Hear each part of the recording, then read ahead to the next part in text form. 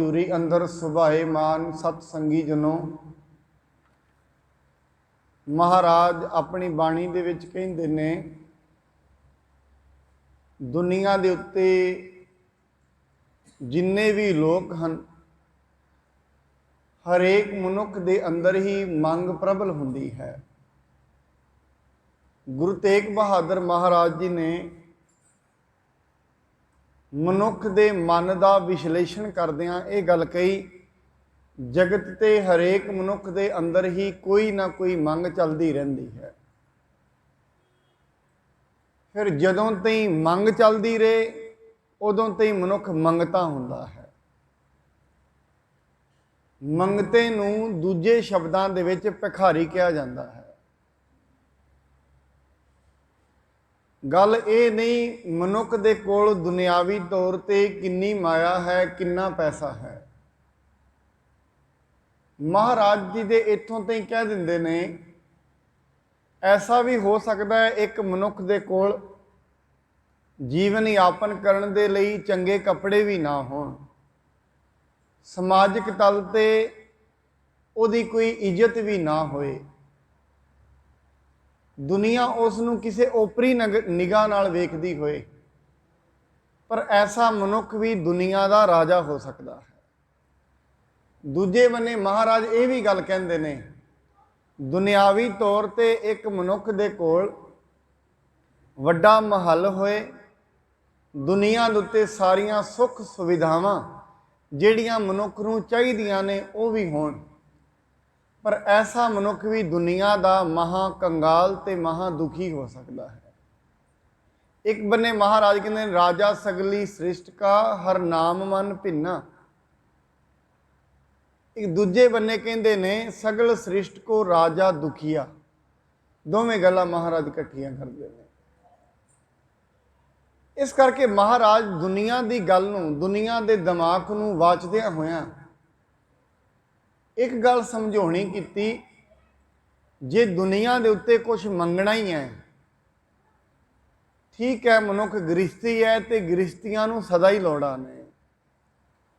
गृहस्थी मनुख नूं जरूरतां पैंदियां रहिंदियां ने और ये जरूरतां रब ही पूरियां करता है। परमात्मा तो बिना कोई भी सहाई मन का नहीं बनता।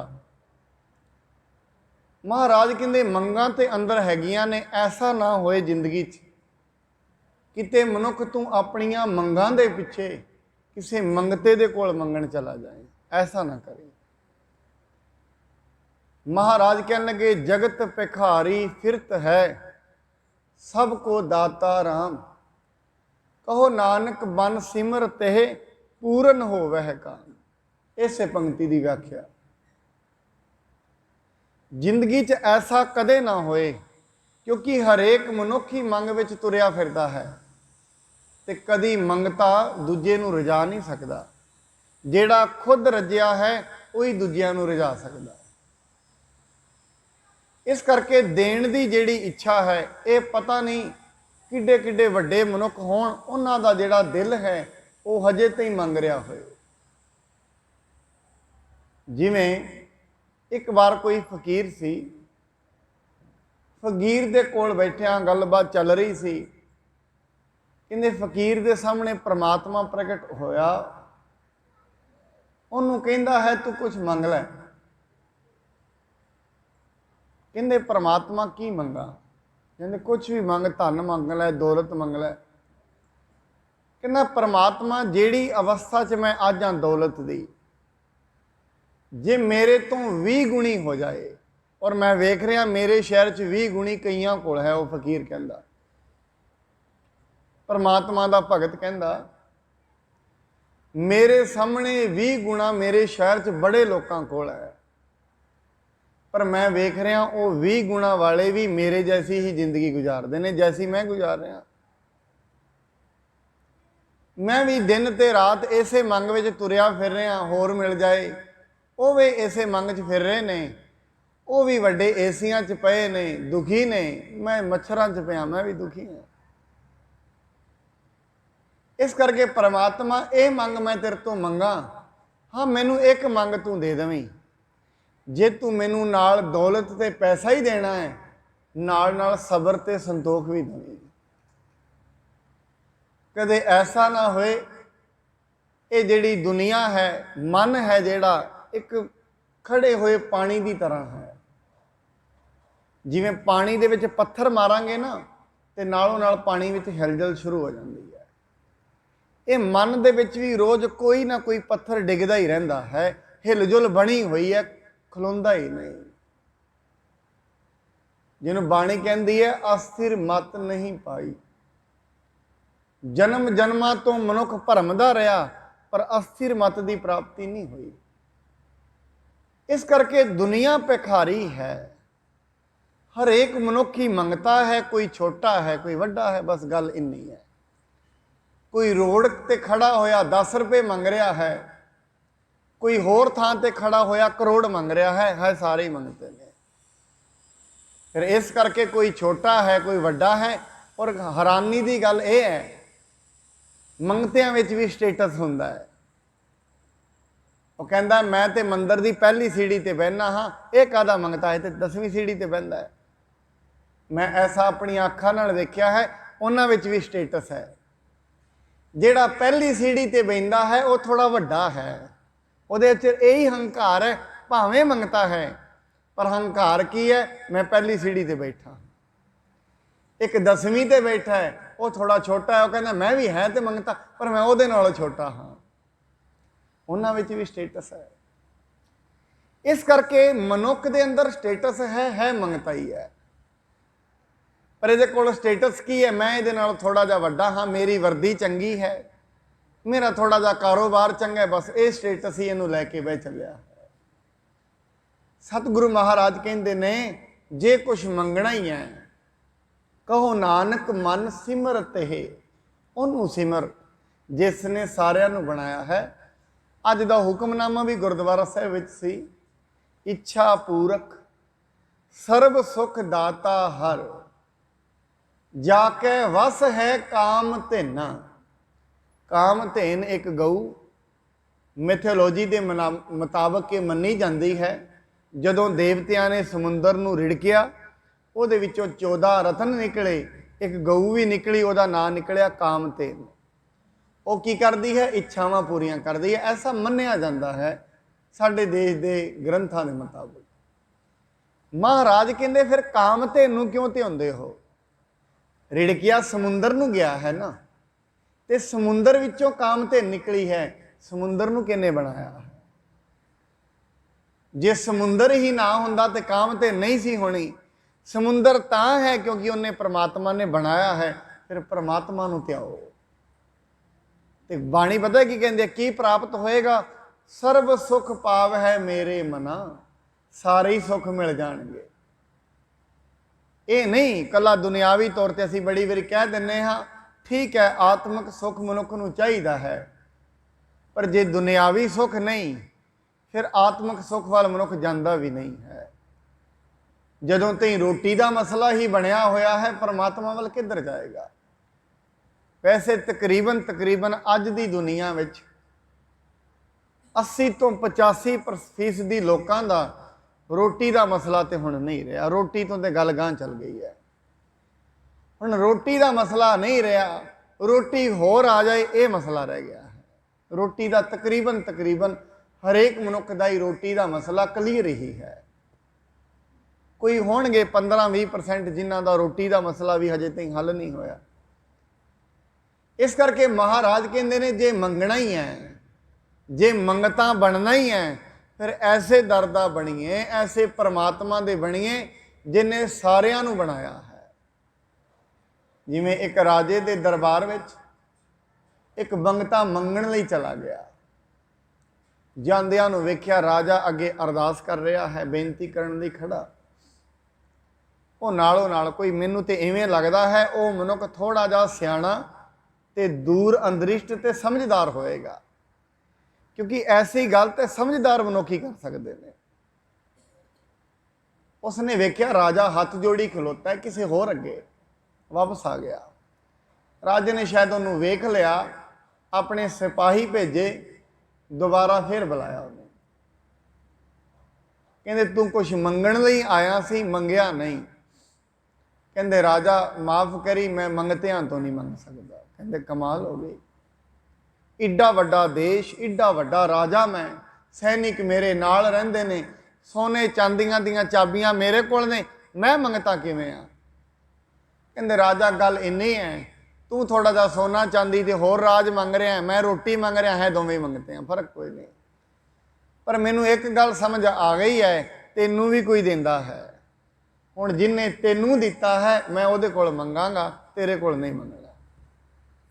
ਜਿੰਨੇ ਤੈਨੂੰ ਰਾਜਾ ਬਣਾਇਆ ਹੈ ਉਹ ਮੈਨੂੰ ਵੀ ਬਣਾ ਸਕਦਾ ਹੈ, ਹੁਣ ਮੈਂ ਉਹਦੇ ਕੋਲ ਮੰਗਾਂਗਾ। ਇਸ ਕਰਕੇ ਮਹਾਰਾਜ ਕਹਿੰਦੇ ਨੇ ਆਪਾਂ ਸਾਰੇ ਭਿਖਾਰੀ ਹਾਂ, ਪਰ ਹਮ ਭੀਖਕ ਭਿਖਾਰੀ ਤੇਰੇ, ਤੂੰ ਨਿਜ ਪਤ ਹੈ ਦਾਤਾ। ਪਰਮਾਤਮਾ ਅਸੀਂ ਭਿਖਾਰੀ ਤੇ ਹਾਂ, ਪਰ ਤੇਰੇ ਦਰ ਤੇ ਹਾਂ, ਤੇਰੇ ਭਿਖਾਰੀ ਹਾਂ, ਤੇਰੇ ਪੁੱਤਰ ਵੀ ਹਾਂ, ਤੇਰੇ ਧੀਆਂ ਵੀ ਹਾਂ, ਜੋ ਵੀ ਅਸੀਂ ਸਮਝ ਸਕਦੇ ਹਾਂ। ਜਿਹੜਾ ਵੀ ਰਿਸ਼ਤਾ ਉਹਦੇ ਨਾਲ ਅਸੀਂ ਜੋੜਨਾ ਚਾਹੁੰਦੇ ਹਾਂ ਉਹੀ ਰਿਸ਼ਤਾ ਜੁੜ ਜਾਏਗਾ। ਉਹ ਮਾਤਾ ਵੀ ਹੈ, ਪਿਤਾ ਵੀ ਹੈ, ਭੈਣ ਵੀ ਹੈ, ਭਰਾ ਵੀ ਹੈ, ਦੋਸਤ ਵੀ ਹੈ, ਬਾਲ ਸਖਾਈ। ਮਹਾਰਾਜ ਤੇ ਇੱਥੋਂ ਕਹਿੰਦੇ ਨੇ ਤੂੰ ਮੇਰਾ ਬਾਲ ਸਖਾਈ ਹੈ, ਬਚਪਨ ਦਾ ਹੀ ਮਿੱਤਰ ਹੈ। ਸੋ ਇਸ ਕਰਕੇ ਮਨੁੱਖ ਪਰਮਾਤਮਾ ਦੇ ਦਰ ਤੇ ਆਵੇ, ਸਿਰਫ ਪਰਮਾਤਮਾ ਤੋਂ ਹੀ ਮੰਗੇ, ਕਿਸੇ ਹੋਰ ਤੋਂ ਨਹੀਂ ਮੰਗਣਾ। ਇਹ ਗੁਰੂ ਤੇਗ ਬਹਾਦਰ ਮਹਾਰਾਜ ਕਹਿੰਦੇ ਨੇ ਐਸੀ ਮਾਨਸਿਕਤਾ ਬਣਨੀ ਚਾਹੀਦੀ ਹੈ। ਆਓ ਜਿਵੇਂ ਹੁਣ ਅੱਗੇ ਕਥਾ ਚੱਲੇਗੀ। ਕੱਲ ਆਪਾਂ ਭਾਈ ਮੰਝ ਜੀ ਬਾਰੇ ਸ਼ਰਵਣ ਕੀਤਾ ਸੀ, ਅੱਜ ਭਾਈ ਬਹੋੜਾ ਜੀ, ਉਹਨਾਂ ਦੀ ਕੀ ਕਥਾ ਅੱਗੇ ਚੱਲਦੀ ਹੈ ਉਹਦੇ ਬਾਰੇ ਆਪਾਂ ਸ਼ਰਵਣ ਕਰਦੇ ਹਾਂ। ਆਰੰਭ ਕਰਨ ਤੋਂ ਪਹਿਲਾਂ ਸਤਿਗੁਰੂ ਜੀ ਵੱਲੋਂ ਬਖਸ਼ੇ ਪਾਵਨ ਗੁਰਮੰਤਰ ਨਾਲ ਸਾਂਝ ਪਾਈਏ। ਸਤਨਾਮ ਸ਼੍ਰੀ ਵਾਹਿਗੁਰੂ ਸਾਹਿਬ ਜੀ, ਸਤਨਾਮ ਸ਼੍ਰੀ ਵਾਹਿਗੁਰੂ ਸਾਹਿਬ ਜੀ। श्री अमृत सर को रचत गमने गोयंदवाल। श्री ਅੰਮ੍ਰਿਤਸਰ ਸਾਹਿਬ ਜੀ ਦੀ ਸੇਵਾ ਕਰਾ ਕੇ ਇੱਕ ਦਿਨ ਸ਼੍ਰੀ ਗੁਰੂ ਅਰਜਨ ਸਾਹਿਬ ਜੀ ਮਹਾਰਾਜ ਗੋਇੰਦਵਾਲ ਸਾਹਿਬ ਗਏ ਹਨ। ਖਾਸੇ ਪਰ ਸ੍ਰੀ ਪ੍ਰਭ ਛੱਡੇ ਸੰਗਤ ਸੰਗ ਵਿਸਾਲ। ਮਹਾਰਾਜ ਜੀ ਪਾਲਕੀ ਦੇ ਵਿੱਚ ਬੈਠ ਗਏ, ਵਿਸ਼ਾਲ ਸੰਗਤ, ਬੜਾ ਸੰਗਤ ਦਾ ਇਕੱਠ ਵੀ ਗੁਰੂ ਸਾਹਿਬ ਜੀ ਦੇ ਨਾਲ ਨਾਲ ਹੀ ਚੱਲ ਰਿਹਾ ਹੈ। ਦੇਸ਼ ਵਿਦੇਸ਼ਨ ਸੰਗਤ ਆਵੈ, ਦਰਸ਼ਨ ਕਰ ਮਨ ਪਾਛਤ ਪਾਵੈ। ਦੇਸ਼ਾਂ ਵਿਦੇਸ਼ਾਂ ਚੋਂ ਬੜੀ ਸੰਗਤ ਆਉਂਦੀ ਹੈ, ਜਿਸ ਦੇ ਮਨ ਦੇ ਵਿੱਚ ਜੈਸੀਆਂ ਜੈਸੀਆਂ ਇੱਛਾਵਾਂ ਨੇ, ਮਨ ਭਾਵੀਆਂ ਇੱਛਾਵਾਂ ਨੇ, ਉਹ ਸਾਰੇ ਪ੍ਰਾਪਤ ਕਰਦੇ ਹਨ। ਅੰਨ ਹੈ ਅਨੇਕ ਪ੍ਰਕਾਰ ਕੋਰ, ਘਰ ਘਰ ਬੰਦਤ ਹੈ ਕਰ ਜੋਰ। ਸਾਰੇ ਹੀ ਆਉਂਦੇ ਹਨ, ਮਹਾਰਾਜ ਜੀ ਦੇ ਸਾਹਮਣੇ ਅਨੇਕਾਂ ਪ੍ਰਕਾਰ ਦੀਆਂ ਭੇਟਾਵਾਂ ਰੱਖਦੇ ਨੇ, ਨਾਲੇ ਮਹਾਰਾਜ ਸਾਹਿਬ ਜੀ ਨੂੰ ਨਮਸਕਾਰ ਕਰਦੇ ਹਨ। ਜਾਮ ਜਾਮਣੀ ਤੇ ਗੁਰ ਜਾਗੈ, ਸੌਂਚਾ ਚਾਰ ਕਰਨ ਅਨੁਰਾਗੈ। ਸਤਿਗੁਰੂ ਜੀ ਮਹਾਰਾਜ ਪੈਰ ਰਾਤ ਰਹਿੰਦਿਆਂ ਹੀ ਉੱਠ ਖਲੋਂਦੇ ਸਨ। ਉਸ ਤੋਂ ਬਾਅਦ ਸ਼ੌਚ ਇਸ਼ਨਾਨ ਆਦਿਕ ਜੋ ਕਿਰਿਆਵਾਂ ਹਨ, ਸਰੀਰਿਕ ਕਿਰਿਆਵਾਂ ਹਨ, ਉਹਨਾਂ ਨੂੰ ਕਰਦੇ ਹਨ। ਸੀਤਲ ਜਲ ਤੇ ਕਰਹਿ ਸਨਾਨ, ਲਾਏ ਸਮਾਧੀ ਧਰਹਿ ਉਰ ਧਿਆਨ। ਉਸ ਤੋਂ ਬਾਅਦ ਸ਼ੀਤਲ ਜਲ ਦੇ ਨਾਲ ਇਸ਼ਨਾਨ ਕਰਦੇ ਨੇ, ਫਿਰ ਇੱਕ ਮੱਕ ਸਮਾਧੀ ਲਾ ਕੇ ਬੈਠ ਜਾਂਦੇ ਨੇ। ਸਤਿਗੁਰੂ ਗੁਰੂ ਰਾਮਦਾਸ ਜੀ ਨੇ ਤੇ ਜਦੋਂ ਸਿੱਖ ਦੀ ਰਹਿਤ ਦੇ ਬਾਰੇ ਕਿਹਾ, ਉਹਨਾਂ ਇਹ ਕਿਹਾ, ਗੁਰ ਸਤਿਗੁਰ ਕਾ ਜੋ ਸਿੱਖ ਅਖਾਏ, ਸੋ ਭਲਕੇ ਉੱਠ ਹਰ ਨਾਮ ਧਿਆਵੈ। ਸਵੇਰੇ ਉੱਠ ਕੇ ਬਾਣੀ ਫਿਰ ਕਹਿੰਦੀ, ਉਦਮ ਕਰੇ ਭਲਕੇ ਪ੍ਰਭਾਤੀ, ਇਸ਼ਨਾਨ ਕਰੇ ਅੰਮ੍ਰਿਤ ਸਰਨਾਵੈ। ਸਤ ਸੰਗਤ ਦੇ ਵਿੱਚ ਬੈਠੇ ਬੰਦਗੀ ਕਰੇ, ਪਰਮਾਤਮਾ ਦਾ ਨਾਮ ਜਪੇ। ਸਵੇਰੇ ਉੱਠ ਕੇ ਸਮਾਂ ਰਹਿੰਦਿਆਂ ਹੀ ਨਾਮ ਜਪਣਾ, ਉਹਦੇ ਵਿੱਚ ਸਮਾਧੀ ਲਾਉਣੀ, ਫਿਰ ਉਹ ਪਰਮਾਤਮਾ ਦੀ ਯਾਦ ਵਿੱਚ ਹੀ ਜੁੜੇ ਰਹਿਣਾ ਹੈ। ਨਿਜ ਸਰੂਪ ਮਹਿ ਥਿਰਤਾ ਕਹੈ ਪੁੰਨ ਪਾਪ ਚਹਿ ਲਿਪਤ ਨ ਹੈ। ਫਿਰ ਮਹਾਰਾਜ ਆਪਣੇ ਸਰੂਪ ਵਿੱਚ ਹੀ ਇੱਕਮਿਕ ਹੋ ਜਾਂਦੇ ਸਨ। ਨਿਜ ਸਰੂਪ ਦੇ ਵਿੱਚ ਸਰੀਰਿਕ ਦੇਹ ਅਧਿਆਸ ਜਦੋਂ ਖਤਮ ਹੋ ਜਾਏ ਉਦੋਂ ਨਿਜ ਸਰੂਪ ਦੀ ਲਖਤਾ ਹੁੰਦੀ ਹੈ। ਹਜੇ ਅਸੀਂ ਇਸ ਸਰੀਰ 'ਚ ਜੁੜੇ ਹਾਂ ਜਿਹੜਾ ਸਥੂਲ ਹੈ। ਇਸ ਤੋਂ ਅੱਗੇ ਥੋੜੀ ਜਿਹੀ ਗਬਨਾ ਹੋਏਗੀ, ਇੱਕ ਹੋਰ ਸਰੀਰ ਹੈ ਸੂਖਸ਼ਮ, ਮਤਲਬ ਇਹਦਾ ਮਤਲਬ ਐਸਾ ਹੀ ਸਰੀਰ ਨਹੀਂ ਹੈ, ਇੱਕ ਹੋਰ ਵੀ ਹੈ ਜਿਹੜਾ ਇਸ ਸਰੀਰ ਨੂੰ ਚਲਾਉਂਦਾ ਹੈ। ਉਸ ਤੋਂ ਗਾਂਹ ਚਲੇ ਜਾਵਾਂਗੇ, ਆਤਮ ਲਕਸ਼ਤਾ ਦਾ ਮਨੁੱਖ ਨੂੰ ਪਤਾ ਲੱਗਦਾ ਹੈ, ਆਪਣੇ ਨਿੱਜੀ ਸਰੂਪ ਨੂੰ ਮਨੁੱਖ ਜਾਣਦਾ ਹੈ ਤੇ ਉਹਦੇ ਵਿੱਚ ਸਥਿਰ ਹੋ ਜਾਂਦਾ ਹੈ। ਚੇਤਨ ਸੁਧ ਅਖੰਡ ਆਨੰਦ ਇਕ ਰਸ ਆਤਮ ਸਦਾ ਮੁਕੰਦ। ਮੁਕਤੀ ਦਾਤੇ ਸਤਿਗੁਰੂ ਜੀ ਮਹਾਰਾਜ ਇੱਕ ਰਸ ਬਿਰਤੀ ਦੇ ਵਿੱਚ ਰਹਿੰਦੇ ਸਨ, ਅਖੰਡ ਬਿਰਤੀ, ਚੇਤਨ ਬਿਰਤੀ, ਭਾਵ ਕਦੇ ਖੰਡਿਤ ਨਹੀਂ ਸੀ ਹੁੰਦੀ ਬਿਰਤੀ। ਜਿਵੇਂ ਮਨੁੱਖ ਦੀ ਬਿਰਤੀ ਕੈਸੀ ਹੈ, ਜੇ ਸਵੇਰੇ ਉਹ ਹੱਸ ਰਿਹਾ ਹੈ ਕਿਸੇ ਗੱਲ ਨੂੰ ਲੈ ਕੇ, ਹੋ ਸਕਦਾ ਹੈ ਦੁਪਹਿਰੇ ਕ੍ਰੋਧੀ ਹੋ ਜਾਏ। ਮਨ ਐਸਾ ਹੈ, ਸਵੇਰੇ ਇਹ ਦਾਨੀ ਹੋ ਸਕਦਾ ਹੈ, ਰਾਤ ਨੂੰ ਅਗਿਆਨੀ ਹੋ ਸਕਦਾ ਹੈ। ਬਿਰਤੀ ਸਥਿਰ ਨਹੀਂ ਰਹਿੰਦੀ, ਮਨ ਸਥਿਰ ਨਹੀਂ ਰਹਿੰਦਾ। ਸਵੇਰੇ ਮਨ ਕਿਸੇ ਹੋਰ ਚੀਜ਼ 'ਚ ਤੁਰਿਆ ਰਹਿੰਦਾ ਹੈ, ਸ਼ਾਮੀ ਕਿਸੇ ਹੋਰ ਚੀਜ਼ 'ਚ ਹੁੰਦਾ ਹੈ। ਇਹਨੂੰ ਕਹਿੰਦੇ ਨੇ ਮਨ ਸਥਿਰ ਨਹੀਂ ਹੈ। ਕਿਉਂ? ਕਿਉਂਕਿ ਮਨ ਹਜੇ ਇਸ ਸਰੀਰ ਨਾਲ ਜੁੜਿਆ ਹੋਇਆ ਹੈ। ਜਦੋਂ ਤਾਈਂ ਇਸ ਸਰੀਰ ਨਾਲ ਜੁੜਿਆ ਹੈ, ਇਸ ਦੀ ਸੁਰਤ ਨਹੀਂ ਤੁਰੀ ਹਜੇ। ਆਪਣੇ ਆਪ ਨੂੰ ਇਹ ਸਰੀਰ ਮੰਨੀ ਬੈਠਾ ਹੈ, ਹਜੇ ਸੁਰਤੀ ਮਤਲਬ ਨਹੀਂ ਤੁਰੀ। ਫਿਰ ਅਜੇ ਇਹ ਲੜੇਗਾ ਵੀ, ਧਰਮ ਦੇ ਨਾਂ ਤੇ ਵੀ ਲੜ ਲਏਗਾ, ਪਰਿਵਾਰ ਦੇ ਨਾਂ ਤੇ ਵੀ ਲੜ ਲਏਗਾ, ਜ਼ਮੀਨ ਦੇ ਨਾਂ ਤੇ ਵੀ ਲੜ ਲਏਗਾ, ਬੜੀਆਂ ਚੀਜ਼ਾਂ ਦਾ ਕ੍ਰੋਧ ਵੀ ਕਰੇਗਾ, ਕੰਮ ਵੀ ਕਰੇਗਾ। ਕਦੋਂ ਤਾਈਂ? ਜਦੋਂ ਤਾਈਂ ਇਹ ਸਰੀਰ ਨਾਲ ਜੁੜਿਆ ਹੈ। ਜਦੋਂ ਤਾਈਂ ਇਹ ਸਰੀਰ ਨਾਲ ਜੁੜਿਆ ਹੈ, ਉਦੋਂ ਤਾਈਂ ਪਾਪ ਵੀ ਨੇ ਤੇ ਪੁੰਨ ਵੀ ਨੇ। ਜਿਸ ਦਿਨ ਇਹ ਸਰੀਰ ਤੋਂ ਸੁਰਤੀ ਨਿਕਲ ਗਈ, ਫਿਰ ਨਾ ਕੋਈ ਪੁੰਨ ਰਹਿੰਦਾ ਹੈ, ਨਾ ਕੋਈ ਪਾਪ ਰਹਿ ਜਾਂਦਾ ਹੈ, ਸਭ ਗੋਬਿੰਦ ਹੋ ਜਾਂਦਾ ਹੈ। ਹਜੇ ਤਾਈਂ ਜਦੋਂ ਤਾਈਂ ਸੁਰਤੀ ਇੱਥੇ ਜੁੜੀ ਹੈ, ਹਜੇ ਹੋ ਸਕਦਾ ਹੈ ਮਨੁੱਖ ਹੰਕਾਰੀ ਹੋਏ, ਲੋਭੀ ਵੀ ਹੋਏਗਾ, ਕ੍ਰੋਧੀ ਵੀ ਹੋਏਗਾ। ਜਿੰਨੇ ਔਗਣ ਨੇ ਸਾਰੇ ਹੀ ਮਨੁੱਖ ਵਿੱਚ ਬਣੇ ਰਹਿੰਦੇ ਹਨ। ਆਸਾ ਵਾਰ ਰਬਾਬੀ ਗਾਵਹਿ ਸੰਗਤ ਸੁਨਹਿ ਕਲੂਖ ਨਸਾਵਹਿ। ਸਵੇਰ ਹੁੰਦੇ ਹੀ ਆਸਾ ਦੀ ਵਾਰ ਦਾ ਕੀਰਤਨ ਹੁੰਦਾ ਸੀ। ਰਬਾਬੀ ਕੀਰਤਨ ਕਰਦੇ ਹੁੰਦੇ ਸਨ, ਕਿਉਂਕਿ ਜੋ ਅਸੀਂ ਆਵਾਜ਼ਾਂ ਵਜਾਉਂਦੇ ਹਾਂ, ਇਹ ਗੁਰੂ ਸਾਹਿਬ ਜੀ ਦੇ ਟਾਈਮ ਐਵੇਂ ਨਹੀਂ ਸੀ ਕੀਰਤਨ ਹੁੰਦਾ।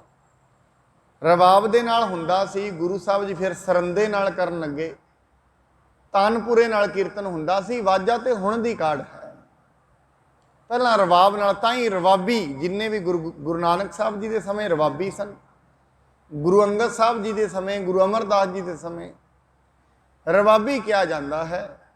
ਔਰ ਉਹਨਾਂ ਨੂੰ ਰਾਗੀ ਵੀ ਕਿਹਾ ਜਾਂਦਾ ਸੀ। ਕਿਉਂ? ਰਾਗਾਂ ਵਿੱਚ ਕੀਰਤਨ ਕਰਦੇ ਸਨ, ਤਾਂ ਕਰਕੇ ਉਹਨਾਂ ਨੂੰ ਰਾਗੀ ਕਿਹਾ ਜਾਂਦਾ ਹੈ।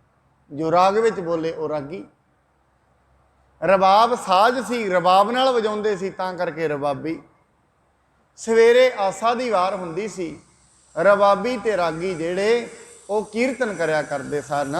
ਅਨੇਕ ਭਾਂਤ ਕੇ ਸੁੰਦਰ ਰਾਗ ਮਿਲ ਬੈਠਤ ਸਿੱਖ ਜਿਨ ਬੜ ਭਾਗ। ਅਨੇਕਾਂ ਪ੍ਰਕਾਰਾਂ ਦੇ ਵੇਖੋ ਰਾਗਾਂ ਵਿੱਚ ਕੀਰਤਨ ਹੁੰਦਾ ਸੀ। ਆਪਾਂ ਕਈ ਵਾਰੀ ਇਹ ਸੋਚਦੇ ਹਾਂ ਹੁਣ ਰਾਗਾਂ ਵਿੱਚ ਕੀਰਤਨ ਨਹੀਂ ਹੁੰਦਾ। ਕਾਰਨ ਕੀ ਹੈ? ਰਾਗ ਸੁਣਨ ਵਾਲਾ ਹੀ ਕੋਈ ਨਹੀਂ ਹੈ। ਜਦੋਂ ਸਰੋਤੇ ਹੋਣਗੇ, ਗਾਉਣ ਵਾਲੇ ਵੀ ਆ ਜਾਣਗੇ। ਰਾਗ ਕੋਈ ਸੁਣਦਾ ਹੀ ਨਹੀਂ, ਸਮਝਦਾ ਹੀ ਨਹੀਂ। ਮਨੁੱਖ ਸਿਰਫ ਟਿਊਨਿੰਗ ਨਾਲ ਜੁੜ ਜਾਂਦਾ ਹੈ। ਸੋ ਵੈਸਾ ਹੀ ਹੁਣ ਵਿਧਾਨ ਤੇ ਵੈਸੇ ਹੀ ਰੀਤਾਂ ਵਿੱਚ ਕੀਰਤਨ ਹੁੰਦਾ ਹੈ। ਪਰ ਮਹਾਰਾਜ ਜੀ ਦੇ ਸਮੇਂ ਇਤਿਹਾਸ ਦੱਸਦਾ ਹੈ ਰਾਗ ਦੇ ਵਿੱਚ ਉਹ ਕੀਰਤਨ ਕਰਿਆ ਕਰਦੇ ਸਨ। ਪ੍ਰਭ ਸੋ ਰਾਗ ਵਿਸਾਖਿਆ ਵਿਰਾਗ ਉਪਜੈ ਚਿਤ ਮੈਂ ਭਗਤੀ ਲਾਗ। ਜਦੋਂ ਕੀਰਤਨ ਸੁਣਿਆ ਜਾਂਦਾ ਸੀ, ਹੁਣ ਇਹ ਮੈਂ ਇੱਕ ਹੋਰ ਗੱਲ ਕਲੀਅਰ ਕਰ ਦਿਆਂ, क्योंकि असी कई वारी शब्द वरते हैं, कलयुग में कीर्तन प्रधाना गुरमुख जपिए लाए ध्याना। इस शब्द नूं, इस पंक्ति नूं बड़ी बेध्यानी नाल पढ़ दिता जाता है। और काहदे लई? अक्सर जदों स्टेज ते कोई किसी जत्थे नूं लगाउंदा है, कहंदा है आप जी ने कलयुग में कीर्तन प्रधाना। कि कथा कीर्तन नहीं है। कीर्तन शब्द का मतलब है सिफत ते सलाह। कीर्तन शब्द, कीर्ति, कीर्त तो कीर्तन बनया, कीर्ति शब्द है। कीर्ति का मतलब परमात्मा की सिफत सलाह करनी। कोई रागां राही कर रहा है, कोई गा के कर रहा है, कोई उहदी वडियाई दस के कर रहा है, वो किड्डा वड्डा है। असल दे विच ये पंक्ति उत्थे सार्थक नहीं है जिथे ये लगाई जाती है। ये एक विधा लई लगाई जा रही है, सिर्फ एक विधा। परमात्मा नूं याद करन दियां कई विधियां ने, एक विधि ये भी है। उस विधि लई ये पंक्ति नहीं जोड़ी जा सकती। सब कुछ ही कीर्तन है। कोई वाहिगुरु वाहिगुरु जपदा है, वो भी कीर्तन है। कोई कथा सुन रहा है, ये भी कीर्तन हो रहा। परमात्मा की सिफत सलाह सुन रहे हैं, गुरबाणी सुनांगे, ये भी कीर्तन है। सो इस करके उन्होंने कीर्तन दे विच नहीं असीं जोड़ सकते। कीर्तन का मतलब तो सारा कुछ ही है। फिर भाई संतोख सिंह दसदे ने इस कीर्तन सुनन दे नाल हुंदा की है? जिमें जिमें मनुख परमात्मा की सिफत सलाह करता है, सुनता है, मन निर्मल हो जाता है। निर्मल मन फिर विराग दे विच आ जाता है। कोई भी माड़ा कर्म करन लगता है, किसी नूं माड़ा बोलन लगता है, एक बारी कहंदा छड्ड मना क्यों बोलदा, हजे तो मन के अंदरों ये आवाज़ आउंदी नहीं। क्यों? आवाज़ दब चुकी है। वकारां ने आत्म की आवाज़ नूं दब लिया है। उत्ते कूड़ की कंध चढ़ चुकी है। मनुख सोचण ते समझण तो पहला, बोलण तो पहला सोचता ही नहीं मैं की बोल रहा हाँ तो किनूं बोल रहा। निंदा भी कर लेंदा है, चुगली भी कर लेंदा है, समझदा ही नहीं मैं क्यों कर रहा। क्यों? हजे तई जिहड़ी इहदी अंदर दी आवाज़ है वो इनू सुनाई नहीं देंदी। तां करके पाठ भी किया जाता है, चुगली भी की जाती है, बराबर ही हो जाता है काम, लाभ कुछ भी नहीं मिलता। 80% दुनिया इन्हां चीज़ां करके अपनी सेवा ते सिमरन गवा लैंदी है। दवाई तो खा लेंदे ने, परहेज है कोई नहीं। दवाई तो खा ली है, फिर ਇਹਦਾ सीधा सीधा इल्जाम लगाउंदे ने असीं ते बड़ी वारी नाम जपिया, साडा ते कुछ बनिया ही नहीं। अपने आप दे विच बाणी कहंदी है आप ना देह चुरू भर पानी। अपने आप नूं कसूरवार नहीं कढ़ना, मेरा कसूर है, मेरे अंदर कमी है, तां परमात्मा किते देरी कर रहा है। कसूर मनुख दा अपना है, पर कसूर हमेशा ही परमात्मा दा कढ़दा रहिंदा है। अमृत के सम अमृत काल, सुन सुन गुर के शब्द निहाल। इस करके अमृत वेले अमृत वर्गे शब्द सुन के मन खुश हो जाता है। वैरागां तो मनुख किनारा करना, विषयां तो मनुख किनारा करना शुरू कर दिंदा है। और होत श्री अर्जन नाथ, कुंकुम चंदन तिलक सुखमात। और अनेक प्रकार दियां ऐसियां क्रियावां ने जो गुरु साहब जी भोग पै जाता है आसावार दा, उस तो बाद करते हैं। सूखम सेत वस्त्र तन धरै, बैठ बहर सिखन अग हरै। इस करके साध संगत गुरु साहब जी महाराज चिट्टे रंग के वस्त्र पा लेंदे सन, सफेद रंग के। फिर बाहर बैठ के जिन्नी भी संगत हुंदी सी उन्हां दे नाल बचन विलास करया करदे सन। जथा उदय होए रब भगवान, करह पुनीत संबोध जहान। जिवें ही सूरज चढ़ता है उस तो बाद सारी दुनिया उठ खलोंदी है, सारे ही सावधान हो जाते हैं। तथा गुरु अर्जन होए जाहर, दर्शन शांत दिखावे बाहर। ਕਹਿੰਦੇ ਹਨ ਭਾਈ ਸੰਤੋਖ ਸਿੰਘ ਜੀ, ਜਿਵੇਂ ਸੂਰਜ ਚੜ੍ਹਦਾ ਹੈ ਨਾ, ਸੂਰਜ ਚੜ੍ਹਨ ਦੇ ਨਾਲ ਹੀ ਚਾਰੇ ਬੰਨੇ ਪ੍ਰਕਾਸ਼ ਹੁੰਦਾ ਹੈ, ਲੋਕੀ ਸਾਵਧਾਨ ਹੋ ਜਾਂਦੇ ਨੇ। ਇਵੇਂ ਜਦੋਂ ਗੁਰੂ ਅਰਜਨ ਸਾਹਿਬ ਜੀ ਮਹਾਰਾਜ ਉਪਦੇਸ਼ ਕਰਦੇ ਨੇ, ਮਨੁੱਖ ਫਿਰ ਵਕਾਰਾਂ ਤੋਂ ਸਾਵਧਾਨ ਹੋ ਜਾਂਦੇ ਨੇ। ਸਮਝ ਪਤਾ ਲੱਗ ਜਾਂਦੀ ਹੈ ਜੋ ਮੈਂ ਕਰ ਰਿਹਾ ਹਾਂ ਇਹ ਗਲਤ ਹੈ ਕਿ ਠੀਕ ਹੈ, ਕਿਉਂਕਿ ਗੁਰੂ ਦੀ ਬਾਣੀ ਸ਼ੀਸ਼ਾ ਹੁੰਦੀ ਹੈ। ਦੁਨਿਆਵੀ ਸ਼ੀਸ਼ੇ ਦੇ ਵਿੱਚ ਮਨੁੱਖ ਆਪਣੇ ਮੂੰਹ ਨੂੰ ਵੇਖਦਾ ਹੈ, ਮੁੱਖ ਵੇਖਦਾ ਹੈ। ਵੇਖਣ ਤੋਂ ਬਾਅਦ ਆਪਣੇ ਹਿਸਾਬ ਲਗਾ ਲੈਂਦਾ, ਮੇਰੇ ਮੁੱਖ ਤੇ ਕਾਲਖ ਤੇ ਨਹੀਂ ਕਿਤੇ। ਸ਼ੀਸ਼ੇ ਵਿੱਚ ਆਪਣੇ ਕੱਪੜਿਆਂ ਨੂੰ ਵੇਖਦਾ ਹੈ, ਕੱਪੜੇ ਗੰਦੇ ਤੇ ਨਹੀਂ ਕਿਤੇ। ਪਰ ਕੋਈ ਵਿਰਲਾ ਮਨੁੱਖ ਹੁੰਦਾ ਹੈ ਜਿਹੜਾ ਆਪਣੇ ਮਨ ਨੂੰ ਵੇਖਦਾ ਹੈ, ਕਿਤੇ ਮੇਰਾ ਮਨ ਕਾਲਾ ਤੇ ਨਹੀਂ, ਮਨ ਕਿਤੇ ਬਾਰ-ਬਾਰ ਵਕਾਰਾਂ ਦੀ ਮੰਗ ਤੇ ਨਹੀਂ ਕਰਦਾ, ਮੇਰਾ ਮਨ ਕਿਹੜੀ ਚੀਜ਼ ਦੀ ਮੰਗ ਕਰਦਾ ਹੈ।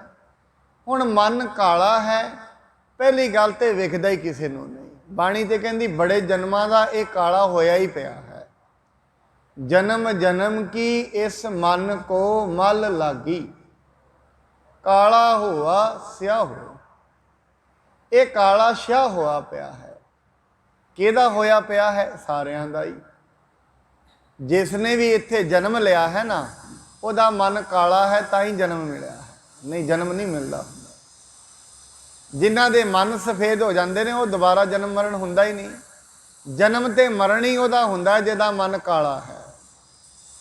ਹੁਣ ਵਿੱਚੋਂ ਕੋਈ ਮਨੁੱਖ ਇਹ ਸਮਝ ਲੈਂਦੇ ਨੇ ਕਿ ਮੇਰਾ ਵੀ ਕਾਲਾ ਹੈ, ਉਹ ਵੱਖਰੀ ਗੱਲ ਹੈ। ਹਜੇ ਮਨੁੱਖ ਨੂੰ ਮਨ ਵੇਖਦਾ ਹੀ ਨਹੀਂ ਹੈ ਸਾਰਿਆਂ ਦਾ ਹੀ ਕਾਲਾ ਹੈ।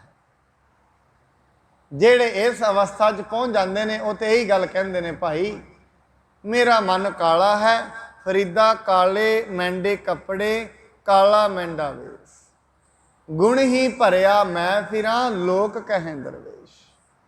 ਇੱਡੇ ਵੱਡੇ ਕਾਮਲ ਫਕੀਰ, ਉਹਨਾਂ ਨੇ ਕੀ ਗੱਲ ਕਹੀ? ਮੇਰਾ ਮਨ ਕਾਲਾ ਹੈ। ਕਿਉਂ? ਜਿਹਨੇ ਮਨ ਨੂੰ ਵੇਖ ਲਿਆ ਉਹ ਫਿਰ ਮਨ ਨੂੰ ਇਹ ਨਹੀਂ ਕਹੇਗਾ। ਆਪਣੇ ਮਨ ਦੀ ਸਾਈਡ ਪਤਾ ਵੀ ਕਿਹੜਾ ਮਨੁੱਖ ਲਏਗਾ ਜਿਹਨੇ ਹਜੇ ਮਨ ਨੂੰ ਵੇਖਿਆ ਹੀ ਨਹੀਂ। ਆਪਣੇ ਮਨ ਦਿਆਂ ਕਰਮਾਂ ਤੇ ਕਿਹੜਾ ਮਨੁੱਖ ਹੰਕਾਰ ਕਰੇਗਾ ਜਿਹਨੂੰ ਹਜੇ ਮਨ ਦੇ ਕਰਮ ਦਾ ਹੀ ਨਹੀਂ ਪਤਾ, ਮਨ ਦੀ ਪ੍ਰਵਿਰਤੀ ਦਾ ਹੀ ਨਹੀਂ ਪਤਾ। ਬਾਬਾ ਫਰੀਦ ਸਾਹਿਬ ਕਹਿੰਦੇ ਨੇ, ਕਦੇ ਵੀ ਆਪਣੇ ਮਨ ਦੇ ਕੀਤੇ ਹੋਏ ਕਰਮ ਤੇ ਹੰਕਾਰ ਨਾ ਕਰੀ। ਹੋ ਸਕਦਾ ਹੈ ਜਿਹੜਾ ਮਨ ਅੱਜ ਤੇਰੇ ਤੋਂ ਗੁਰਬਾਣੀ ਪੜ੍ਹਾ ਰਿਹਾ ਹੈ, ਕੱਲ ਇਹ ਹੀ ਮਨ ਤੈਨੂੰ ਮਗਰ ਲਾ ਕੇ ਤੇਰੇ ਤੋਂ ਵਕਾਰ ਕਰਵਾ ਦੇ, ਕੋਈ ਪਤਾ ਨਹੀਂ ਲੱਗਦਾ। ਜਿਹੜਾ ਮਨ ਅੱਜ ਗੁਰਦੁਆਰੇ ਲੈ ਕੇ ਆਉਂਦਾ ਹੈ, ਇਹ ਹੀ ਮਨ ਕੱਲ ਨੂੰ ਕਿਤੇ ਐਸੀਆਂ ਸਭਾਵਾਂ ਦੇ ਵਿੱਚ ਬਿਠਾ ਦੇਗਾ ਜਿੱਥੇ ਬਿਲਕੁਲ ਗੰਦੇ ਗੀਤ ਚੱਲਦੇ ਹੋਣ, ਐਸੀਆਂ ਥਾਵਾਂ ਤੇ ਵੀ ਲੈ ਸਕਦਾ ਹੈ। ਮਨ ਦੀ ਕਦੀ ਵੀ ਸਾਈਡ ਨਹੀਂ ਲੈਣੀ ਚਾਹੀਦੀ। ਕਿਉਂ? ਮਨ ਖੁਟਹਰ ਤੇਰਾ ਨਹੀਂ ਵਿਸਾਸ, ਮਨ ਦਾ ਕੋਈ ਵਿਸ਼ਵਾਸ ਨਹੀਂ ਹੈ। ਇਸ ਕਰਕੇ ਭੁੱਲ ਕੇ ਵੀ ਮਨੁੱਖ ਨੂੰ ਆਪਣੇ ਮਨ ਦੀ ਸਾਈਡ ਲੈਣੀ ਨਹੀਂ ਚਾਹੀਦੀ। ਮਹਾਰਾਜ ਬਾਣੀ ਦੇ ਵਿੱਚ ਤੇ ਕਬੀਰ ਸਾਹਿਬ ਇਹ ਕਹਿੰਦੇ ਨੇ, ਕਬੀਰ ਗਰਬ ਨਾ ਕੀਜੀਐ, ਰੰਕ ਨਾ ਹਸੀਐ ਕੋਏ। ਮਨ ਨੂੰ ਕਹਿ ਰਹੇ ਨੇ ਜੀ, ਕਹਿੰਦੇ ਮੇਰਿਆ ਮਨਾ, ਜੇ ਤੇਰੇ ਕੋਲ ਵਿਦਿਆ ਹੈ ਨਾ, ਕਦੀ ਹੰਕਾਰ ਨਾ ਕਰੀ। ਜੇ ਤੇਰੇ ਕੋਲ ਰੂਪ ਹੈ, ਰੰਗ ਹੈ, ਇਹਦਾ ਹੰਕਾਰ ਨਾ ਕਰੀ। ਕੀ ਪਤਾ ਲੱਗਦਾ ਹੈ ਮਨ ਦੇ ਵਿੱਚ ਕਦੋਂ ਕੁਰੂਪਤਾ ਆ ਜਾਣੀ ਹੈ, ਇਹ ਕੋਈ ਪਤਾ ਨਹੀਂ। ਇੱਥੇ ਵੱਡੇ ਵੱਡੇ ਗਿਆਨੀ ਲੋਕ ਡੁੱਬਦੇ ਵੇਖੇ ਗਏ ਨੇ ਇਸੇ ਦੁਨੀਆ ਵਿੱਚ। ਵੱਡੇ ਵੱਡੇ ਵਿਦਵਾਨ ਲੋਕ, ਜਿਨ੍ਹਾਂ ਦੇ ਲੋਕ ਪੈਰ ਧੋ ਕੇ ਪੀਂਦੇ ਸੀ, ਜੇਲ੍ਹਾਂ ਵਿੱਚ ਡੱਕੇ ਵੇਖੇ ਗਏ ਨੇ ਇਸੇ ਦੁਨੀਆ 'ਚ। ਕਿਉਂ? ਮਨ ਤੇ ਕਾਬੂ ਨਹੀਂ ਸੀ। ਆਪਣੇ ਮਨ ਦੇ ਪਿੱਛੇ ਲੱਗ ਕੇ ਆਪਣੇ ਆਪ ਨੂੰ ਰੱਬ ਕਵਾ ਲਿਆ, ਕਿਉਂਕਿ ਮਨ ਹੰਕਾਰੀ ਹੈ। ਮਨ ਤੇ ਬੜੀ ਛੇਤੀ ਕਹਿ ਜਾਂਦਾ ਸਾਨੂੰ, ਮੇਰਿਆ ਮਨਾ ਤੂੰ ਸਾਰਿਆਂ ਨਾਲੋਂ ਵੀ ਠੀਕ ਹੈ, ਇਹ ਕਹਿ ਦਿੰਦਾ ਹੈ। ਇਹ ਹੰਕਾਰੀ ਬਿਰਤੀ ਹੈ। ਜਿਵੇਂ ਮੁਹੰਮਦ ਸਾਹਿਬ ਕਹਿੰਦੇ ਨੇ, ਕਹਿੰਦੇ ਮੁਹੰਮਦ ਸਾਹਿਬ ਕਹਿੰਦੇ ਮੈਂ ਇੱਕ ਵਾਰ ਆਪਣੇ ਪਿਤਾ ਦੇ ਨਾਲ ਕਿਤੇ ਗਿਆ, ਸ਼ੇਖ ਸਾਦੀ ਕਹਿੰਦੇ ਨੇ, ਆਪਣੇ ਪਿਤਾ ਦੇ ਨਾਲ ਗਿਆ। ਕੈਸਾ ਮਨ ਹੰਕਾਰੀ ਹੁੰਦਾ ਹੈ। ਕਹਿੰਦੇ ਰਾਤ ਨੂੰ ਸਵੇਰੇ ਉੱਠ ਕੇ ਨਮਾਜ਼ ਪੜ੍ਹਨੀ ਸੀ, ਮੈਂ ਪੜ੍ਹਨੀ ਸ਼ੁਰੂ ਕਰ ਦਿੱਤੀ ਤੇ ਮੈਂ ਆਪਣੇ ਪਿਤਾ ਨੂੰ ਕਿਹਾ, ਕਿੱਡੇ ਕਾਫਰ ਲੋਕ ਨੇ, ਮੈਂ ਤੇ ਇੱਥੇ ਬੈਠਾ ਨਮਾਜ਼ ਪੜ੍ਹ ਰਿਹਾ, ਸੁੱਤੇ ਪਏ ਨੇ। ਉਸ ਦਾ ਪਿਤਾ ਕਹਿੰਦਾ, ਚੰਗਾ ਇਹ ਹੁੰਦਾ ਤੂੰ ਵੀ ਸੁੱਤਾ ਹੁੰਦਾ। ਕਿਉਂ? ਘੱਟੋ ਘੱਟ ਇਹਨਾਂ ਦੀ ਨਿੰਦਿਆ ਤੇ ਨਾ ਕਰਦਾ। ਹੁਣ ਜਦੋਂ ਮਨੁੱਖ ਇਹ ਕਹਿੰਦੇ ਨਾ ਮੈਂ ਕਈ ਵਾਰੀ ਕਹਿਣਾ ਹੈ ਸਿੱਖ ਦੀ ਸਿੱਖੀ ਬਣ ਕੇ ਕੀ ਲੈਣਾ ਹੈ, ਮਨ ਸਾਫ਼ ਹੋਣਾ ਚਾਹੀਦਾ ਹੈ। ਇਹਦਾ ਮਤਲਬ ਜਿਹੜਾ ਇਵੇਂ ਕਹਿ ਰਿਹਾ ਹੈ ਨਾ, ਮਨ ਸਾਫ਼ ਹੋਣਾ ਚਾਹੀਦਾ। ਸੰਗਤ ਵਿੱਚ ਜਾ ਕੇ ਗੁਰਦੁਆਰੇ ਕੀ ਕਰਨਾ ਹੈ, ਮਨ ਸਾਫ਼ ਹੋਣਾ ਚਾਹੀਦਾ ਹੈ। ਮੰਦਰ ਵਿੱਚ ਜਾ ਕੇ ਕੀ ਕਰਨਾ ਹੈ, ਮਨ ਸਾਫ਼ ਹੋਣਾ ਚਾਹੀਦਾ ਹੈ। ਯਾਦ ਰੱਖਣਾ, ਹਜੇ ਉਹਨੂੰ ਮਨ ਦਾ ਹੀ ਨਹੀਂ ਪਤਾ ਮਨ ਕੀ ਹੈ। ਜਿਸ ਦਿਨ ਉਹਨੂੰ ਮਨ ਦਾ ਪਤਾ ਲੱਗ ਗਿਆ, ਯਾਦ ਰੱਖਣਾ ਬੇਨਤੀਆਂ ਕਰਦਾ ਰੱਬ ਅੱਗੇ ਥੱਕੇਗਾ ਨਹੀਂ, ਰੱਬਾ ਇਹ ਮਨ ਨੂੰ ਢਾਹ ਲੈ, ਮੈਨੂੰ ਬਖਸ਼ਵਾ ਦੇ ਇਹ ਮਨ ਤੋਂ, ਮੇਰਾ ਮਨ ਬੜਾ ਮਾੜਾ ਹੈ। ਹਜੇ ਉਹਨੂੰ ਮਨ ਦਾ ਹੀ ਨਹੀਂ ਪਤਾ।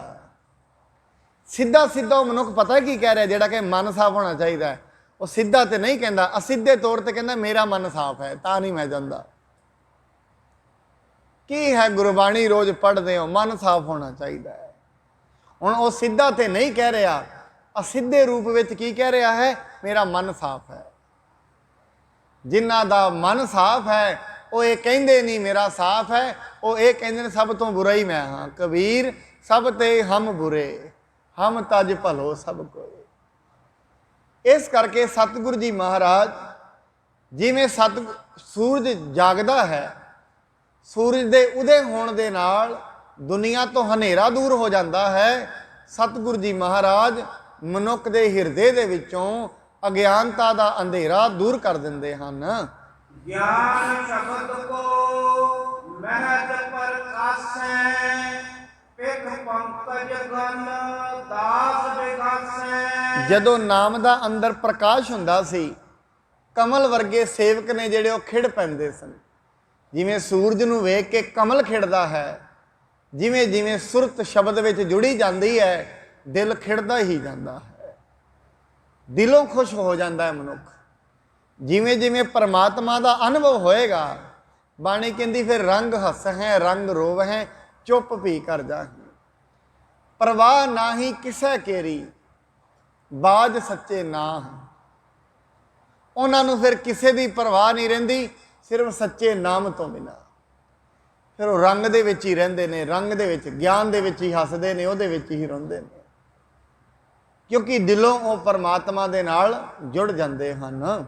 ਕਪਟ ਪਾਪ ਤਮ ਦੂਰ ਬਿਲਾਏ, ਸੰਤ ਮਧੂਪ ਅਤਿਸ਼ੈ ਹਰਿ ਖਾਏ। ਸਤਿਗੁਰੂ ਜੀ ਮਹਾਰਾਜ ਕਹਿੰਦੇ ਨੇ, ਕਹਿੰਦੇ ਭਾਈ ਸੰਤੋਖ ਸਿੰਘ ਜੀ ਕਹਿੰਦੇ, ਜਦੋਂ ਗੁਰੂ ਜੀ ਬੈਠਦੇ ਹੁੰਦੇ ਸਨ, ਕਪਟੀਆਂ ਦੇ ਕਪਟ, ਪਾਪੀਆਂ ਦੇ ਜਿਹੜੇ ਪਾਪ ਨੇ ਉਹ ਦੂਰ ਹੋ ਜਾਂਦੇ ਹਨ।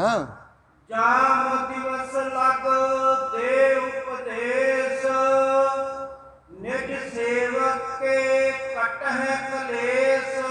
ਪਹਿਰ ਦਿਨ ਤੱਕ ਗੁਰੂ ਜੀ ਉਪਦੇਸ਼ ਕਰਦੇ ਹੁੰਦੇ ਸਨ। ਜਿਹੜੇ ਵੀ ਸੇਵਕ ਆਉਂਦੇ ਸਨ, ਅਵਿਦਿਆ ਰੂਪੀ ਕਲੇਸ਼ ਉਹਨਾਂ ਦੇ ਦੂਰ ਕਰ ਦਿੰਦੇ ਹਨ। ਬਹੁੜੋ ਦੇਗ ਤਿਆਰ ਹੋਏ ਜਾਵਹਿ, ਸੂਪ ਕਾਰ ਤਬ ਆਨ ਜਨਾਵਹਿ। ਫਿਰ ਲੰਗਰ ਤਿਆਰ ਹੋ ਜਾਂਦਾ ਸੀ। ਇਹ ਨਿਤ ਦੀ ਕਿਰਿਆ ਹੈ ਮਹਾਰਾਜ ਦੀ। ਫਿਰ ਲੰਗਰ ਤਿਆਰ ਹੁੰਦਾ ਸੀ, ਰਸੋਈਆ ਆ ਕੇ ਆਵਾਜ਼ ਲਗਾਉਂਦਾ ਸੀ, ਮਹਾਰਾਜ ਲੰਗਰ ਤਿਆਰ ਹੋ ਗਿਆ ਹੈ। ਲੈ ਸੰਗਤ ਸਗਰੀ ਕੋ ਸੰਗ, ਬੈਠੈ ਪੰਗਤ ਲਾਏ ਅਭੰਗ। ਫਿਰ ਸਤਿਗੁਰੂ ਜੀ ਮਹਾਰਾਜ ਸਾਰੀ ਸੰਗਤ ਨੂੰ ਲੈ ਕੇ ਆਪ ਵੀ ਪੰਗਤ ਵਿੱਚ ਬਹਿ ਜਾਂਦੇ ਨੇ। ਬੀੜਵੀਂ ਪੰਗਤ ਭਾਵ ਅਭੰਗ। ਐਵੇਂ ਨਹੀਂ ਗੁਰੂ ਜੀ ਇੱਥੇ ਬੈਠੇ ਨੇ, ਸੰਗਤ ਦੂਰ ਜਾ ਕੇ ਬੈਠੀ ਹੈ, ਨਹੀਂ। ਆਪਣੇ ਆਪ ਨੂੰ ਸੰਗਤ ਵਰਗਾ ਹੀ ਸਮਝਦੇ ਸਨ। ਜਿਵੇਂ ਮਹਾਰਾਜ ਨੇ ਤੇ ਜਦੋਂ ਪੰਜਾਂ ਪਿਆਰਿਆਂ ਦੀ ਸਾਜਨਾ ਕੀਤੀ, ਦਰਸਾਈ ਦਿੱਤਾ। ਪਹਿਲਾਂ ਅੰਮ੍ਰਿਤ ਛਕਾਇਆ, ਫਿਰ ਕਿਹਾ ਮੈਨੂੰ ਵੀ ਛਕਾ ਦਿਓ, ਭਾਵ ਮੈਂ ਵੀ ਤੁਹਾਡੇ ਵਰਗਾ ਹੀ ਹਾਂ, ਮੇਰੇ ਤੇ ਤੁਹਾਡੇ ਵਿੱਚ ਫਰਕ ਕੋਈ ਨਹੀਂ। ਊਚ ਨੀਚ ਦਾ ਭੇਦ ਭਾਵ ਮਹਾਰਾਜ ਜੀ ਦੂਰ ਕਰਦੇ ਹਨ। ਅੰਮ੍ਰਿਤ ਭੋਜਨ ਸਭਨ ਪੁਗਾਵੈ, ਉਠੈ ਪ੍ਰਭੂ ਜਬ ਸਭ ਤ੍ਰਿਪਤਾਵੈ। ਫਿਰ ਜਦੋਂ ਸਾਰੇ ਦੇ ਸਾਰੇ ਭੋਜਨ ਛਕ ਲੈਂਦੇ ਸਨ, ਫਿਰ ਸਤਿਗੁਰੂ ਜੀ ਮਹਾਰਾਜ ਉੱਠ ਜਾਂਦੇ ਹਨ। ਲੇਟੈ ਪੁਨ ਪਰਯੰਕ ਪਰ ਜਾਏ, ਏਤਕ ਸਮੈ ਸੁਪਤਹਿ ਸੁਖ ਪਾਏ। ਫਿਰ ਪਲੰਗ ਤੇ ਜਾ ਕੇ ਮਹਾਰਾਜ ਲੇਟ ਜਾਂਦੇ ਨੇ, ਕੁਝ ਸਮੇਂ ਲਈ ਸੁਖ ਪ੍ਰਾਪਤ ਕਰਦੇ ਹਨ। टरे दिवस जब उठबो करे सने सने पुन सुचता धरै। ਜਦੋਂ ਦਿਨ ਢਲਣ ਲੱਗਦਾ ਸੀ ਗੁਰੂ ਜੀ ਉੱਠਦੇ ਨੇ, ਹੌਲੀ ਹੌਲੀ ਸੁਚਮਤਾ ਧਾਰਨ ਕਰਦੇ ਹਨ। केतक घटी तब कथा सुनन्ते भगत सो ब्रह्म ज्ञान निरनंते। ਫਿਰ ਕਥਾ ਹੁੰਦੀ ਸੀ, ਜਿਵੇਂ ਅਸੀਂ ਆ ਦਿਨ ਢਲ ਰਿਹਾ ਕਥਾ ਹੋ ਰਹੀ ਹੈ, ਇਵੇਂ ਹੀ ਹੁੰਦੀ ਸੀ ਉਦੋਂ ਵੀ। ਉਦੋਂ ਮਹਾਰਾਜ ਸੁਣਾਇਆ ਕਰਦੇ ਸਨ, ਕਥਾ ਸੁਣਾਉਂਦੇ ਸਨ, ਫਿਰ ਗਿਆਨ ਤੇ ਭਗਤੀ ਦਾ ਨਿਰਣਾ ਹੁੰਦਾ ਸੀ। ਹੁਣ ਇੱਥੇ ਮੈਨੂੰ ਕੋਈ ਇਹ ਸ਼ੰਕਾ ਕਰੇ ਵੀ ਜੇ ਮਹਾਰਾਜ ਸੁਣਾਉਂਦੇ ਤਾਂ ਸਾਡਾ ਬੜੀ ਛੇਤੀ ਭਲਾ ਹੋ ਜਾਣਾ ਸੀ, ਐਸਾ ਨਹੀਂ ਹੈ ਸਾਧ ਸੰਗਤ। ਉਦੋਂ ਵੀ ਕਥਾ ਮਹਾਰਾਜ ਸੁਣਾਉਂਦੇ ਸੀ, ਕੋਈ ਸਾਰੇ ਥੋੜੀ ਨਾ ਬ੍ਰਹਮ ਗਿਆਨੀ ਹੋ ਗਏ ਸੀ। ਇਹ ਤੇ ਮਸਤਕ ਤੇ ਲਿਖੀਆਂ ਲਕੀਰਾਂ ਨੇ, ਜਿਨ੍ਹਾਂ ਦੇ ਭਾਗ ਜਾਗਦੇ ਨੇ ਸਮਝ ਹੀ ਉਹਨਾਂ ਨੂੰ ਲੱਗਦੀ ਹੈ। ਇਹ ਤੇ ਮਸਤਕ ਦੇ ਲੇਖ ਨੇ ਮਨੁੱਖ ਦੇ, ਕਿਸੇ ਕਿਸੇ ਦੇ ਜਾਗਦੇ ਨੇ ਤੇ ਉਹਨੂੰ ਰੱਬ ਦੀ ਗੱਲ ਕਿਤੇ ਸਮਝ ਲੱਗਦੀ ਹੈ। ਨਹੀਂ ਤੇ ਮਨੁੱਖ ਆਪਣੀ ਜ਼ਿੰਦਗੀ ਵਿੱਚ ਖਾਂਦਾ ਪੀਂਦਾ ਸੌਂਦਾ ਹੈ ਤੇ ਦੁਨੀਆ ਤੋਂ ਚੱਲ ਪੈਂਦਾ ਬਸ। ਜਿਵੇਂ ਪਸ਼ੂ ਆਏ ਉਵੇਂ ਮਨੁੱਖ ਆਇਆ ਚਲਾ ਗਿਆ, ਕੋਈ ਬ੍ਰਹਮ ਗਿਆਨ ਨਹੀਂ, ਕੋਈ ਭਗਤੀ ਨਹੀਂ, ਪਤਾ ਹੀ ਨਹੀਂ ਲੱਗਾ ਕਿੱਥੇ ਆਇਆ ਸੀ। ਸੁਪਨੇ ਵਿੱਚ ਆਇਆ ਤੇ ਸੁਪਨੇ ਵਿੱਚ ਹੀ ਚਲਾ ਗਿਆ। ਜਿਵੇਂ ਸੁਪਨਾ ਹੁੰਦਾ ਨਾ, ਜੇ ਮਨੁੱਖ ਨੂੰ ਪਤਾ ਲੱਗ ਜਾਏ ਨਾ ਇਹ ਦੁਨੀਆ ਸੁਪਨਾ ਹੈ, ਫਿਰ ਇਹਨੂੰ ਦੁੱਖ ਨਹੀਂ ਹੋਏਗਾ। ਕਿਵੇਂ? ਜਦੋਂ ਰਾਤ ਨੂੰ ਅਸੀਂ ਸੁਪਨੇ ਵਿੱਚ ਹੁੰਦੇ ਆ ਨਾ, ਕੋਈ ਐਸੀ ਘਟਨਾ ਵਾਪਰ ਰਹੀ ਹੈ ਸੁਪਨੇ ਦੇ ਵਿੱਚ ਹੀ, ਕੋਈ ਮਾਰਨ ਆ ਰਿਹਾ ਚਾਕੂ ਲੈ ਕੇ ਸੁਪਨੇ ਵਿੱਚ ਹੀ, ਉਹ ਪਿੱਛੇ ਪਿੱਛੇ ਆ, ਤੁਸੀਂ ਅੱਗੇ ਅੱਗੇ ਭੱਜੋ ਸੁਪਨੇ ਵਿੱਚ ਹੀ, ਸਰੀਰ ਨਹੀਂ ਹਿੱਲ ਰਿਹਾ ਸੁਪਨੇ ਵਿੱਚ। ਹੁਣ ਬੜਾ ਦੁੱਖ ਹੈ, ਆ ਕੇ ਉਹ ਚਾਕੂ ਮਾਰਨ ਲੱਗਦਾ ਹੈ ਤੇ ਨਾਲ ਹੀ ਅੱਖ ਖੁੱਲ ਜਾਂਦੀ ਹੈ। ਉਹਨੂੰ ਕਹਿੰਦਾ ਚਲੋ ਛੱਡੋ ਪਰਾਂ, ਸੁਪਨਾ ਸੀ, ਐਵੇਂ ਕਿਉਂ ਦੁਖੀ ਹੋਣਾ। ਜਦੋਂ ਉਹ ਚਾਕੂ ਮਾਰਨ ਲੱਗਿਆ, ਇਹ ਭੱਜ ਰਿਹਾ, ਜਿਹਨੂੰ ਪਤਾ ਹੋਏ ਨਹੀਂ ਇਹ ਤਾਂ ਸੁਪਨਾ ਹੈ, ਦੁਖੀ ਹੋਏਗਾ ਫਿਰ? ਜੇ ਉਹਨੂੰ ਇਹ ਪਤਾ ਲੱਗ ਜਾਏ ਮੈਂ ਥੋੜੀ ਨਾ ਮਰ ਰਿਹਾ ਹਾਂ, ਇਹ ਤਾਂ ਸੁਪਨਾ ਚੱਲ ਰਿਹਾ ਹੈ, ਤੇ ਸੁਪਨੇ ਵਿੱਚ ਹੀ ਸੁਪਨੇ ਨੂੰ ਵੇਖ ਲਵੇ। ਹੁਣ ਪਹਿਲੀ ਗੱਲ ਤੇ ਸੁਪਨਾ ਹੀ ਯਾਦ ਕਿਸੇ ਕਿਸੇ ਨੂੰ ਰਹਿੰਦਾ ਹੈ, ਇੰਨੀ ਮਨੁੱਖ ਦੀ ਮੈਮਰੀ ਨਹੀਂ ਹੈ, ਇੰਨੀ ਇਕਾਗਰਤਾ ਨਹੀਂ। ਬੜੇ ਮਨੁੱਖ ਕਹਿੰਦੇ ਸਾਨੂੰ ਸੁਪਨੇ ਆਉਂਦੇ ਹੀ ਨਹੀਂ, ਐਸਾ ਨਹੀਂ ਹੈ, ਹਰੇਕ ਨੂੰ ਹੀ ਆਉਂਦੇ ਨੇ। ਪਰ ਜਿੰਨਾ ਭਗਤੀ ਵਿੱਚ ਗਹਿਰਾ ਹੋ ਜਾਂਦਾ ਉਹਨੂੰ ਸਾਰੇ ਸੁਪਨੇ ਯਾਦ ਰਹਿੰਦੇ ਨੇ। ਉਹਨੂੰ ਇਹ ਵੀ ਯਾਦ ਰਹਿੰਦਾ ਹੈ 20 ਮਿੰਟ ਪਹਿਲਾਂ ਕਿਹੜਾ ਸੁਪਨਾ ਆਇਆ, ਫਿਰ ਕਿਹੜਾ ਆਇਆ, ਫਿਰ ਕਿਹੜਾ ਆਇਆ। ਅੱਜ ਕਹੋਗੇ ਐਵੇਂ ਹੋ ਸਕਦਾ, ਹੋ ਸਕਦਾ 20 ਮਿੰਟ ਬਾਅਦ ਸੁਪਨੇ ਬਦਲਦੇ ਰਹਿੰਦੇ ਨੇ। ਕਦੇ ਨੋਟ ਕਰਨਾ, ਕਦੇ ਬੰਦਗੀ 'ਚ ਹੋਰ ਗਹਿਰਾ ਜਾਵਾਂਗੇ, ਜਿਗਿਆਸਾ ਹੋਰ ਬਣੇਗੀ, ਪਤਾ ਲੱਗ ਜਾਏਗਾ। ਜਿਹਨਾਂ ਨੇ ਮਨ ਦੇ ਉੱਤੇ ਖੋਜ ਕੀਤੀ ਆ ਉਹਨਾਂ ਨੇ ਐਸੇ ਹੀ ਲਿਖਿਆ ਮਨੋਵਿਗਿਆਨੀਆਂ ਨੇ, 20 ਮਿੰਟ ਬਾਅਦ ਸੁਪਨਾ ਬਦਲ ਜਾਂਦਾ ਹੈ। ਸੁਪਨਾ ਵੀ ਇੱਕ ਫਿਲਮ ਹੈ, ਤੋੜਨ ਨੂੰ ਦਿਲ ਹੀ ਨਹੀਂ ਕਰਦਾ। ਸਵੇਰੇ ਜਦੋਂ ਮਨੁੱਖ ਉੱਠਦਾ ਨਾ, ਸੁਪਨਾ ਚੱਲ ਰਿਹਾ ਹੋਏ, ਸੋਚਦਾ ਇਹ ਸੁਪਨਾ ਖਤਮ ਹੋ ਜਾਏ ਫਿਰ ਹੀ ਉੱਠਾਂਗਾ। ਉਹਨੂੰ ਘਰ ਦੇ ਉਠਾ ਦੇਣ, ਕਹਿੰਦੇ ਖਲੋ ਜਾਓ 5 ਮਿੰਟ, ਕਿਉਂ ਨਹੀਂ ਉੱਠ ਰਿਹਾ 5 ਮਿੰਟ? ਉਹ ਸੁਪਨਾ ਵੇਖਣਾ ਚਾਹੁੰਦਾ ਹੈ ਪੂਰਾ, ਅੱਗੇ ਕੀ ਹੋਏਗਾ। ਜੇ ਸੁਪਨੇ ਵਿੱਚ ਹੀ ਇਹ ਪਤਾ ਲੱਗ ਜਾਏ ਇਹ ਸੁਪਨਾ ਹੈ, ਜੇ ਸੁਪਨੇ ਵਿੱਚ ਇਹ ਪਤਾ ਲੱਗ ਜਾਏ ਫਿਰ ਯਾਦ ਰੱਖਣਾ, ਉਹ ਮਨੁੱਖ ਦੁਖੀ ਨਹੀਂ ਹੋਏਗਾ। ਐਵੇਂ ਪਤਾ ਲੱਗ ਜਾਏ ਇਹ ਦੁਨੀਆ ਇੱਕ ਸੁਪਨਾ ਹੈ। ਜੈਸੇ ਜਲ ਤੇ ਬੁੱਧ ਬੁੱਧਾ ਉਪਜੈ ਬਿਨਸੈ ਨੀਤ, ਜਗ ਰਚਨਾ ਤੈਸੇ ਰਚੀ ਕਹੋ ਨਾਨਕ ਸੁਣ ਮੀਤ। ਮਹਾਰਾਜ ਜੋ ਉਪਜਿਓ ਸੋ ਬਿਨਸ ਹੈ, ਪਰੋਂ ਆਜ ਕਹਿ ਕਾਲ। ਸੱਚੇ ਪਾਤਸ਼ਾਹ ਗੁਰਬਾਣੀ ਵਿੱਚ ਇਹ ਦੁਨੀਆ ਨੂੰ ਸੁਪਨਾ ਦੱਸਦੇ ਨੇ, ਜਿਹਨੂੰ ਸੁਪਨੇ ਜਿਉਂ ਸੰਸਾਰ ਕਹਿੰਦੇ ਨੇ। ਹੁਣ ਜਿਹਨੂੰ ਤੇ ਪਤਾ ਲੱਗ ਜਾਏ ਇਹ ਸੰਸਾਰ ਸੁਪਨਾ ਹੈ, ਉਹ ਤੇ ਦੁਖੀ ਹੁੰਦਾ ਹੀ ਨਹੀਂ। ਉਹ ਤੇ ਜੋ ਦੁਨੀਆ 'ਚ ਚੱਲ ਰਿਹਾ ਸਾਰੀ ਚੀਜ਼ਾਂ ਨੂੰ ਵੇਖਦਾ ਵੀ ਪਰਮਾਤਮਾ ਵੇਖੋ ਮੇਰੀ ਜ਼ਿੰਦਗੀ 'ਚ ਆ ਕੀ ਕਰਤਾ, ਆ ਕੀ ਹੋ ਰਿਹਾ, ਇਹ ਕੀ ਹੋ ਰਿਹਾ। ਉਦੋਂ ਫਿਰ ਮਨੁੱਖ ਸੀਰੀਅਸ ਨਹੀਂ ਰਹੇਗਾ, ਕਿਉਂ? ਉਹਨੂੰ ਪਤਾ ਹੈ ਸੁਪਨਾ ਹੈ। ਨਾ ਪਰਿਵਾਰ ਦੇ ਪ੍ਰਤੀ ਸੀਰੀਅਸ ਹੈ। ਇਹਨੂੰ ਕਹਿੰਦੇ ਨੇ ਭਾਵ ਕੰਮ ਤੇ ਘਰ ਦੇ ਕਰੇਗਾ, ਪਕੜ ਨਹੀਂ ਰਹੇਗੀ। ਫਿਰ ਜਿਵੇਂ ਸੁਪਨੇ ਵਿੱਚ ਭੱਜੇਗਾ ਨਾ, ਖੁਸ਼ ਹੋ ਕੇ ਭੱਜੇਗਾ, ਉਹਨੂੰ ਪਤਾ ਮੈਨੂੰ ਕਿਹੜਾ ਮਾਰ ਦੇਗਾ, ਮੈਂ ਤੇ ਸੁਪਨੇ ਵਿੱਚ ਹੀ ਹਾਂ। ਇਹ ਪਤਾ ਲੱਗ ਜਾਏ ਵੀ ਪਿੱਛੇ ਕੋਈ ਚਾਕੂ ਲੈ ਕੇ ਭੱਜਿਆ, ਵੇਖ ਰਿਹਾ ਸੁਪਨਾ, ਉਹਨੂੰ ਪਤਾ ਕੋਈ ਗੱਲ ਨਹੀਂ, ਚਾਕੂ ਕਿਹੜਾ ਵੱਜਣਾ, ਮੈਂ ਮਰਨਾ ਹੀ ਨਹੀਂ। ਹੁਣ ਇੰਨਾ ਗਿਆਨ ਜਿਹਨੂੰ ਹੋ ਜਾਏ ਉਹ ਜ਼ਿੰਦਗੀ 'ਚ ਸੁਖੀ ਹੁੰਦਾ ਹੈ। ਇੱਥੋਂ ਤੇ ਇਹਦੀ ਅਵਸਥਾ ਤੇ ਜਿਹੜਾ ਪਹੁੰਚ ਜਾਏ, ਜਿਹਨੂੰ ਇਹ ਪਤਾ ਲੱਗ ਜਾਏ ਦੁਨੀਆ ਇੱਕ ਸੁਪਨਾ ਹੈ, ਇਸ ਤੋਂ ਵੱਧ ਕੁਝ ਵੀ ਨਹੀਂ। ਇਹ ਜਿੰਨੇ ਰਿਸ਼ਤੇ ਨਾਤੇ ਨੇ ਸੁਪਨਿਆਂ ਵਰਗੇ ਨੇ। ਜਿਵੇਂ ਸੁਪਨੇ ਵਿੱਚ ਕੋਈ ਮਾਂ ਕਿਤੇ ਚਲੇ ਗਏ ਬਾਹਰ ਪ੍ਰਦੇਸ਼ ਵਿੱਚ, ਸੁਪਨੇ ਵਿੱਚ ਹੀ ਉੱਥੇ ਗਏ, ਜਾ ਕੇ ਵੇਖਿਆ ਕੋਈ ਫਲਾਂ ਦੀ ਰੇਹੜੀ ਲਾਈ ਬੈਠਾ, ਕਿਸੇ ਨੂੰ ਪੈਸੇ ਦਿੱਤੇ, ਕਿਸੇ ਤੋਂ ਉਧਾਰੇ ਲਏ, ਕਿਸੇ ਨੂੰ ਦੇ ਦਿੱਤੇ, ਕਿਸੇ ਤੋਂ ਲੈ ਲਏ। ਸੁਪਨਾ ਹੈ ਸਾਰਾ। ਮਨੁੱਖ ਖੁਸ਼ ਹੋਇਆ, ਕੋਈ ਗੱਲ ਨਹੀਂ, ਮੈਂ ਕਿਹੜਾ ਇਹਦੇ ਦੇਣੇ ਨੇ, ਇਹਨੇ ਕਿਹੜਾ ਮੇਰੇ ਲੈਣੇ ਨੇ। ਸੁਪਨਾ। ਹੁਣ ਜਿਹਨੂੰ ਇਹਨਾਂ ਸੁਪਨਿਆਂ ਦਾ ਗਿਆਨ ਹੋ ਜਾਂਦਾ ਹੈ, ਉਹ ਮਨੁੱਖ ਦੇ ਸਾਰੇ ਹੀ ਦੁੱਖ ਦੂਰ ਹੋ ਜਾਂਦੇ ਹਨ। ਪੁਨ ਕੀਰਤਨ ਕੋ ਵੇਲਾ ਹੋਏ, ਤਰੇ ਪ੍ਰੇਮ ਸੁਣਤੇ ਸਭ ਕੋਏ। ਉਸ ਤੋਂ ਬਾਅਦ ਫਿਰ ਮਹਾਰਾਜ ਜੀ ਗੁਰਬਾਣੀ ਦੇ ਸ਼ਬਦ ਗਾਇਨ ਹੁੰਦੇ ਨੇ। ਫਿਰ ਸ਼ਾਮ ਦਾ ਸਮਾਂ ਹੋ ਜਾਂਦਾ ਹੈ। ਸਤ ਸੰਗਤ ਕਰਤੇ ਬਹੁ ਕਾਲ, ਮੇਟਹਿ ਦਾਸਣ ਕੇ ਜਮ ਜਾਲ। ਉਸ ਤੋਂ ਬਾਅਦ ਫਿਰ ਸਤ ਸੰਗਤ ਹੁੰਦੀ ਸੀ। ਜਿੰਨੇ ਵੀ ਲੋਕ ਆਉਂਦੇ ਸਨ ਉਹਨਾਂ ਦੇ ਸ਼ੰਕਿਆਂ ਨੂੰ ਮਹਾਰਾਜ ਦੂਰ ਕਰਦੇ ਸਨ। ਜਾਮ ਜਾਮਨੀ ਉਸ ਉਪਦੇਸ ਹੈ, ਸੀਖਣ ਬਖਸ਼ਸ ਹੋਤ ਵਿਸ਼ੇਸ਼ ਹੈ। ਕਹਿੰਦੇ ਉਸ ਤੋਂ ਬਾਅਦ ਮਹਾਰਾਜ ਜੀ ਗੁਰੂ ਗ੍ਰੰਥ ਸਾਹਿਬ ਮਹਾਰਾਜ ਜੀ ਦੇ ਜਿਹੜੇ ਪਾਵਨ ਸ਼ਬਦ ਨੇ ਉਹਨਾਂ ਦਾ ਵਾਕ ਲਿਆ ਜਾਂਦਾ ਸੀ। ਫਿਰ ਸਾਰੀ ਸੰਗਤ ਨੂੰ ਉਪਦੇਸ਼ ਦਿੱਤਾ ਜਾਂਦਾ ਸੀ। ਰਿਤ ਸਿੱਧ ਨੌ ਨਿਤ ਖਰੀ ਹੈ, ਦੇਤ ਸੁਖ ਜਿਸ ਪਰ ਕਿਰਪਾ ਕਰੀ ਹੈ। ਮਹਾਰਾਜ ਦੇ ਦਰ ਤੇ ਰਿੱਧੀਆਂ ਸਿੱਧੀਆਂ 9 ਨਿਧੀਆਂ ਖੜੀਆਂ ਨੇ। ਸਰਬ ਨਿਧਾਨ 10 ਅਸ਼ਟ ਸਿਧਾਨ, ਠਾਕੁਰ ਕਾਰ ਤਲ ਧਰਿਆ। ਇਹਨੂੰ ਕਰਤਲ ਇਕੱਠਾ ਨਹੀਂ ਕਹਿਣਾ, ਕਾਰ ਤਲ ਧਰਿਆ, ਹੱਥਾਂ ਦੀ ਤਲੀ ਉੱਤੇ। ਸਾਰੀਆਂ ਰਿੱਧੀਆਂ ਤੇ ਸਿੱਧੀਆਂ ਰੱਬ ਦੇ ਦਵਾਰੇ ਤੇ ਖੜੀਆਂ ਨੇ, ਗੁਰੂ ਦੇ ਦਵਾਰੇ ਤੇ ਖੜੀਆਂ ਨੇ। ਜਿਸ ਤੇ ਕਿਰਪਾ ਹੁੰਦੀ ਹੈ ਉਸ ਨੂੰ ਮਿਲ ਜਾਂਦੀਆਂ ਹਨ। ਭਗਤ ਪ੍ਰੇਮ ਕੈ ਆਤਮ ਗਿਆਨ, ਪਾਵਹਿ ਆਪਣੇ ਬੰਧਨ ਹਾਨ। ਫਿਰ ਜਿਨੇ ਜਿਹੜੇ ਲੋਕ ਆਉਂਦੇ ਸਨ ਆਤਮ ਗਿਆਨ ਨੂੰ ਪ੍ਰਾਪਤ ਕਰਦੇ ਸਨ, ਉਹਨਾਂ ਦੇ ਬੰਧਨ ਕੱਟੇ ਜਾਂਦੇ ਸਨ। ਨਾਮ ਬਹੋੜਾ ਜਾਤ ਸੁਨਾਰ, ਆਨ ਪਹੁੰਚਿਓ ਗੁਰ ਦਰਬਾਰ। ਗੁਰੂ ਸਾਹਿਬ ਜੀ ਦੇ ਦਰ ਤੇ ਇੱਕ ਸੁਨਾਰ ਜਾਤੀ ਦਾ ਸਿੱਖ ਆਇਆ ਹੈ, ਜਿਹਦਾ ਨਾਮ ਭਾਈ ਬਹੋੜਾ ਹੈ। ਪ੍ਰੇਮ ਸਾਥ ਦਰਸ਼ਨ ਕੋ ਕੀਨਾ, ਮਸਤਕ ਪਗ ਪੰਕਜ ਧਰ ਦੀਨਾ। ਬੜੇ ਪ੍ਰੇਮ ਦੇ ਨਾਲ ਉਸ ਨੇ ਸਤਿਗੁਰੂ ਜੀ ਦਾ ਦਰਸ਼ਨ ਕੀਤਾ ਅਤੇ ਆਪਣੇ ਸਿਰ ਨੂੰ ਗੁਰੂ ਜੀ ਦੇ ਚਰਨਾਂ ਵਿੱਚ ਰੱਖ ਦਿੱਤਾ ਹੈ। ਖਰੋ ਰਹਿਓ ਦੇਖਤ ਚਿਰਕਾਲ, ਕਿਰਪਾ ਧਾਰ ਬੂਝਿਓ ਸੁਖ ਕਿਰਪਾਲ।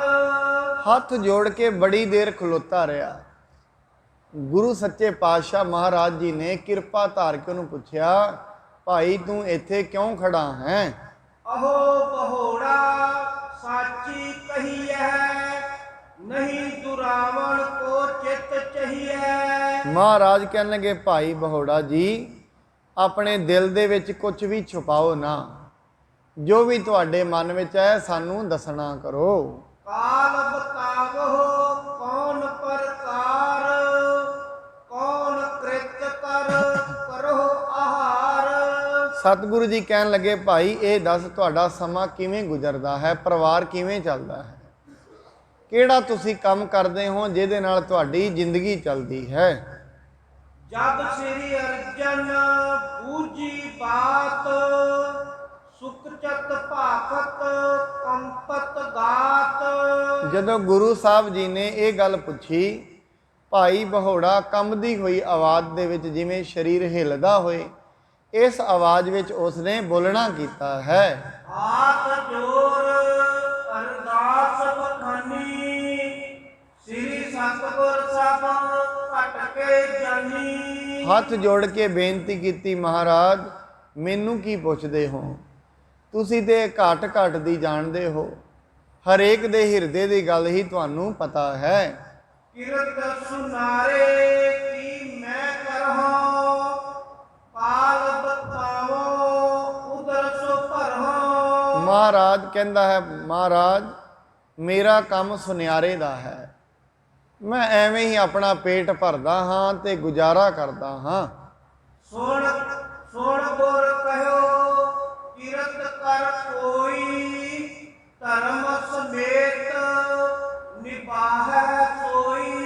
ਮਹਾਰਾਜ ਨੇ ਕਿਹਾ ਭਾਈ ਬਹੋਰਾ ਕੰਮ ਤੇ ਕੋਈ ਵੀ ਕਰ, ਪਰ ਕੰਮ ਦੇ ਵਿੱਚ ਖੋਟ ਨਹੀਂ ਹੋਣੀ ਚਾਹੀਦੀ। ਕਰਮ ਕੋਈ ਵੀ ਕਰ, ਕਿਉਂਕਿ ਸਾਧ ਸੰਗਤ ਇਹ ਜ਼ਰੂਰੀ ਨਹੀਂ ਕਿ ਧਰਮ ਦੇ ਕੰਮ ਵਿੱਚ ਹੀ ਪਖੰਡ ਹੈ।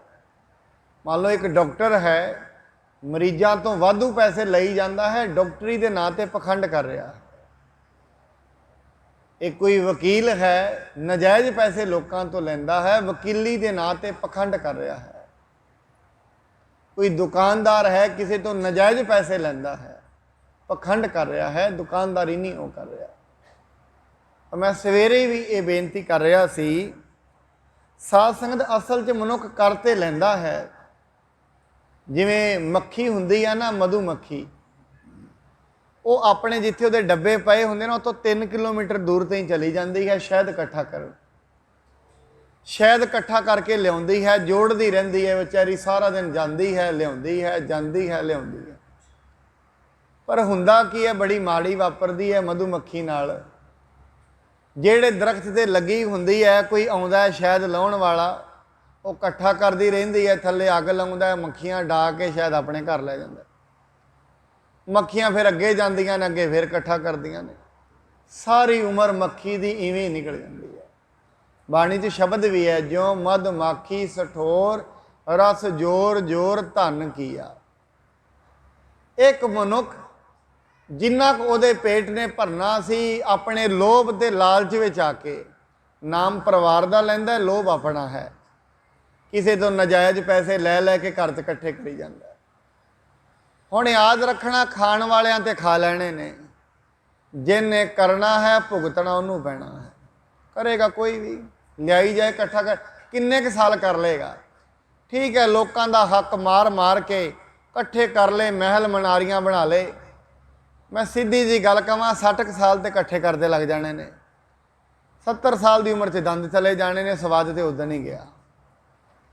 60-70 ਸਾਲ ਤੇ ਨੂੰ ਇੱਚ ਲੱਗ ਜਾਣੇ ਨੇ, ਇੰਨੇ ਵਿੱਚ ਪੁੱਤ ਪੋਤਰੇ ਹੋ ਜਾਂਦੇ ਨੇ, ਉਹ ਤੇ ਉਹਦਾ ਸਵਾਦ ਉੱਥੇ ਹੀ ਗਿਆ।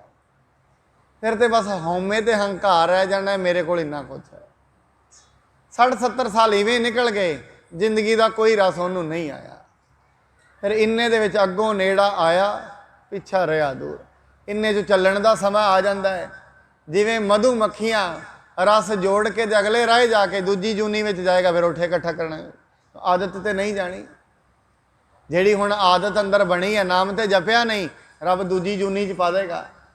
ਬਾਣੀ ਤੇ ਇਹ ਕਹਿੰਦੀ ਹੈ, ਜੇ ਮਾਇਆ ਦੀ ਕਸਰ ਰਹਿ ਗਈ ਫਿਰ ਅਗਲੀ ਸੱਪ ਦੀ ਜੂਨੀ 'ਚ ਪਾ ਦੇਗਾ, ਇਕੱਠੀ ਕਰੀ ਜਾਏਗਾ ਸਾਰੀ ਉਮਰ। ਇਸੇ ਰੱਬ ਨੇ ਕਿਹੜਾ ਕੋਈ, ਰੱਬ ਨੇ ਕਿਸੇ ਦਾ ਦਿਲ ਨਹੀਂ ਤੋੜਨਾ। ਮੈਂ ਕਹਿੰਦਾ ਪਰਮਾਤਮਾ ਕਿੱਡਾ ਦਿਆਲੂ ਹੈ, ਉਹਨੇ ਸਾਡਾ ਦਿਲ ਥੋੜੀ ਨਾ ਤੋੜਨਾ ਹੈ। ਇਕੱਠਾ ਕਰਨ ਵਾਲਾ ਨਹੀਂ, ਉਹ ਕਹਿੰਦਾ ਮੈਂ ਤੈਨੂੰ ਦਿਆਂਗਾ, ਦਿੰਦਾ ਦੇ ਲੈਂਦੇ ਥੱਕ ਪਾਏ। ਮੈਂ ਤੇ ਤੇਰੇ ਨਾਲ ਹੀ ਸਹਿਮਤ ਹਾਂ, ਜੋ ਤੂੰ ਮੰਗੇਗਾ ਮੈਂ ਦੇਣ ਲਈ ਤਿਆਰ ਹਾਂ। ਦਿਲ ਮੈਂ ਨਹੀਂ ਤੋੜਨਾ, ਆਪਣੀ ਮਰਜ਼ੀ ਹੈ। ਤੂੰ ਪਦਾਰਥਾਂ ਤੋਂ ਦਿਲ ਤੋੜਨਾ ਹੈ ਤੇ ਤੋੜ, ਨਹੀਂ ਤੇ ਨਾ ਤੋੜ। ਇਸ ਕਰਕੇ ਸਾਧ ਸੰਗਤ ਬਾਣੀ ਦੇ ਵਿੱਚ ਮਹਾਰਾਜ ਕਹਿਣ ਲੱਗੇ, ਗੁਰੂ ਅਰਜਨ ਸਾਹਿਬ ਜੀ, ਭਾਈ ਕੰਮ ਤੇ ਕੋਈ ਵੀ ਕਰੋ, ਸੁਨਿਆਰ ਵਾਲਾ ਕਰ, ਕੋਈ ਵੀ ਕਰ, ਪਰ ਜਿਹੜਾ ਕਰਮ ਹੈ ਉਹਦੇ ਵਿੱਚ ਖੋਟ ਨਹੀਂ ਹੋਣੀ ਚਾਹੀਦੀ। ਮੁਨਾਫਾ ਵੀ ਹਿਸਾਬ ਦਾ ਹੀ ਕਮਾਉਣਾ ਚਾਹੀਦਾ ਹੈ।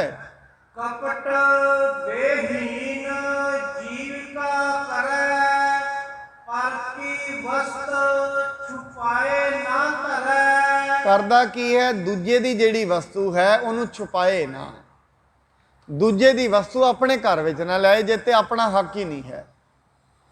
ਫਿਰ ਉਹ ਕਰਦੀ ਕੀ ਹੈ? ਐਸੀ ਵਸਤੂ ਜਿਹਦੇ ਘਰ ਆਉਣ ਲੱਗ ਜੇ ਨਾ, ਉਹਨਾਂ ਦੀਆਂ 5-4 ਤੇ ਲੱਛਣ ਆਪ ਜੀ ਨੋਟ ਕਰ ਹੀ ਲਓਗੇ। ਪਹਿਲੀ ਗੱਲ ਤੇ ਉਹਦੇ ਘਰ ਦੇ ਵਿੱਚ ਕਲੇਸ਼ ਹੀ ਬੜਾ ਰਹਿੰਦਾ ਹੈ, ਆਪਸ ਦੇ ਵਿੱਚ ਲੋਕੀ ਲੜਦੇ ਰਹਿੰਦੇ ਨੇ ਆਪਸ ਵਿੱਚ। ਮੈਂ ਪਿੱਛੇ ਜੀ ਪੜ੍ਹ ਰਿਹਾ ਸੀ ਅਖਬਾਰ ਵਿੱਚ, ਇੱਕ ਪਰਿਵਾਰ ਸੀ, ਬੜੀ ਵੱਡੀ ਪ੍ਰੋਪਰਟੀ ਦਾ ਮਾਲਕ, 2 ਭਰਾ ਸਨ, ਦੋਵਾਂ ਨੇ ਇੱਕ ਦੂਜੇ ਨੂੰ ਹੀ ਗੋਲੀ ਮਾਰ ਦਿੱਤੀ। ਪ੍ਰੋਪਰਟੀ ਵਾਲਾ ਕੋਈ ਵੀ ਨਹੀਂ ਰਿਹਾ, ਦਿੱਲੀ ਦੇ ਵਿੱਚ ਉਹਨਾਂ ਦੀ ਪ੍ਰੋਪਰਟੀ, ਰਿਹਾ ਕੋਈ ਵੀ ਨਹੀਂ। ਪ੍ਰੋਪਰਟੀ ਇਕੱਠੀ ਵੀ ਕੀਤੀ, ਗੋਲੀ ਦੋਵਾਂ ਨੇ ਮਾਰ ਲਈ, ਇਕੱਠੀ ਵੀ ਕਰ ਲਈ। ਇਸ ਕਰਕੇ ਕਪਟ ਨਾ ਕਰੇ, ਮਨ ਮੇਰੇ ਭੁੱਲੇ ਕਪਟ ਨਾ ਕੀਜੈ, ਅੰਤ ਨਿਬੇੜਾ ਤੇਰੇ ਜੀ ਪਹਿਲੀ। ਜੈ ਨਿਬੇੜਾ ਤੇਰੇ ਤੋਂ ਲੈਣਾ ਹੈ ਰੱਬ ਨੇ, ਕਿਉਂਕਿ ਕਰਮ ਤੇ ਤੇਰੇ ਬਣਨਗੇ ਨਾ। ਸੰਸਕਾਰ ਜਿਹਨੇ ਮਾੜਾ ਕਰਨਾ ਹੈ, ਸੰਸਕਾਰ ਉਹਦੇ ਮਾੜੇ ਹੋਣਗੇ। ਫਿਰ ਉਸ ਮਨੁੱਖ ਦੀ ਦੂਜੀ ਨਿਸ਼ਾਨੀ ਇਹ ਹੈ, ਉਹਦਾ ਸਤ ਸੰਗਤ ਗੁਰਬਾਣੀ ਇਹਨਾਂ ਗੱਲਾਂ 'ਚ ਧਿਆਨ ਹੀ ਨਹੀਂ ਲੱਗੇਗਾ, ਸਾਰਾ ਦਿਨ ਹੋਰ ਹੀ ਹਵਾ ਵਿੱਚ ਤੁਰਦਾ ਰਹੇਗਾ ਤੇ ਆਪਣੇ ਆਪ ਨੂੰ ਪਤਾ ਵੀ ਕਿਵੇਂ ਦੁਨੀਆ ਵਿੱਚ ਤੁਰੇਗਾ, ਜਿਵੇਂ ਦੁਨੀਆ ਦਾ ਸਭ ਤੋਂ ਕਾਮਯਾਬ ਮਨੁੱਖ ਮੈਂ ਹੀ ਹਾਂ। ਐਸੇ ਮਨੁੱਖ ਦੁਨੀਆ ਦੇ ਵਿੱਚ ਬੜੇ ਤਰੀਕੇ ਨਾਲ ਚੱਲਦੇ ਨੇ, ਉਹਨਾਂ ਦਾ ਤੇ ਚੱਲਣ ਤੇ ਬੋਲਣ ਦਾ ਤਰੀਕਾ ਵੀ ਵੱਖਰਾ ਹੀ ਹੁੰਦਾ ਹੈ। ਇਸ ਕਰਕੇ ਉਹਨਾਂ ਦੀ ਬੋਲੀ ਤੋਂ ਪਤਾ ਲੱਗ ਜਾਂਦਾ ਹੈ ਵੀ ਇਹਦੇ ਅੰਦਰ ਮਾਇਆ ਨੇ ਪੂਰਾ ਘਰ ਬਣਾਇਆ ਹੋਇਆ ਹੈ। ਇਹਦੇ ਬੋਲਣ ਵੇਖਣ ਦਾ ਸਾਰਾ ਹੀ ਢੰਗ ਬਦਲ ਗਿਆ। ਐਸੇ ਲੋਕ ਕਪਟ ਕਰਦੇ ਨੇ, ਗਊਆਂ ਦਾ ਚਾਰਾ ਵੀ ਖਾ ਗਏ 1300 ਕਰੋੜ ਦਾ। ਇਹ ਦੇਸ਼ ਦੇ ਜਿਹੜੇ ਹਾਲਾਤ ਬਣੇ ਪਏ ਨੇ ਨਾ, ਇਹ ਕਿਤੇ ਕੋਈ ਬਾਹਰੋਂ ਨਹੀਂ ਆ ਕੇ ਬਣਾ ਗਿਆ, ਮੰਗਲ ਗ੍ਰਹਿ ਤੋਂ ਥੋੜੀ ਨਾ ਬਣਾਏ ਨੇ ਕਿਸੇ ਨੇ। ਲੋਕਾਂ ਨੇ ਆਪਣੀਆਂ ਜ਼ਰੂਰਤਾਂ ਵਧਾ ਕੇ ਲੋਭ ਦੇ ਵਿੱਚ ਆ ਕੇ ਗਲੀਆਂ ਦੀਆਂ ਇੱਟਾਂ ਦੇ ਪੈਸੇ ਖਾ ਗਏ, ਨਾਲੀਆਂ ਦੇ ਪੈਸੇ ਖਾ ਗਏ। ਇੱਥੋਂ ਤੇ ਹੀ ਸਾਧ ਸੰਗਤ ਹਸਪਤਾਲਾਂ 'ਚ ਵੈਂਟੀਲੇਟਰ ਆਉਣੇ ਨੇ, ਉਹਨਾਂ ਦੇ ਪੈਸੇ ਖਾ ਗਏ। ਇਹਨਾਂ ਨੂੰ ਮਨੁੱਖ ਨਹੀਂ ਕਿਹਾ ਜਾਂਦਾ, ਜਲਾਦ ਕਿਹਾ ਜਾਂਦਾ ਹੈ। ਇੱਕ ਤੇ ਜਲਾਦ ਉਹ ਹੈ ਜਿਹੜਾ ਸਿੱਧਾ ਮਨੁੱਖ ਦੀ ਬਾਂਹ ਵੱਢੇ, ਇੱਕ ਦੂਜਾ ਉਹ ਹੈ ਕਿਸੇ ਦੇ ਬੱਚੇ ਦੀ ਜੇਬ ਵੱਢ ਲੇ, ਇਹ ਵੀ ਤੇ ਜਲਾਦ ਪੁਣਾ ਹੈ। ਇਸ ਕਰਕੇ ਬਾਣੀ ਕਹਿੰਦੀ ਹੈ, ਕਲੀ ਅੰਦਰ ਨਾਨਕਾ ਜਿਨ੍ਹਾਂ ਦਾ ਉਤਾਰ, ਪੁੱਤ ਜਨੂਰਾ ਧੀ ਜਨੂਰੀ ਜੋਰੂ ਜਿਨ੍ਹਾਂ ਦੀ ਸਰਦਾਰ।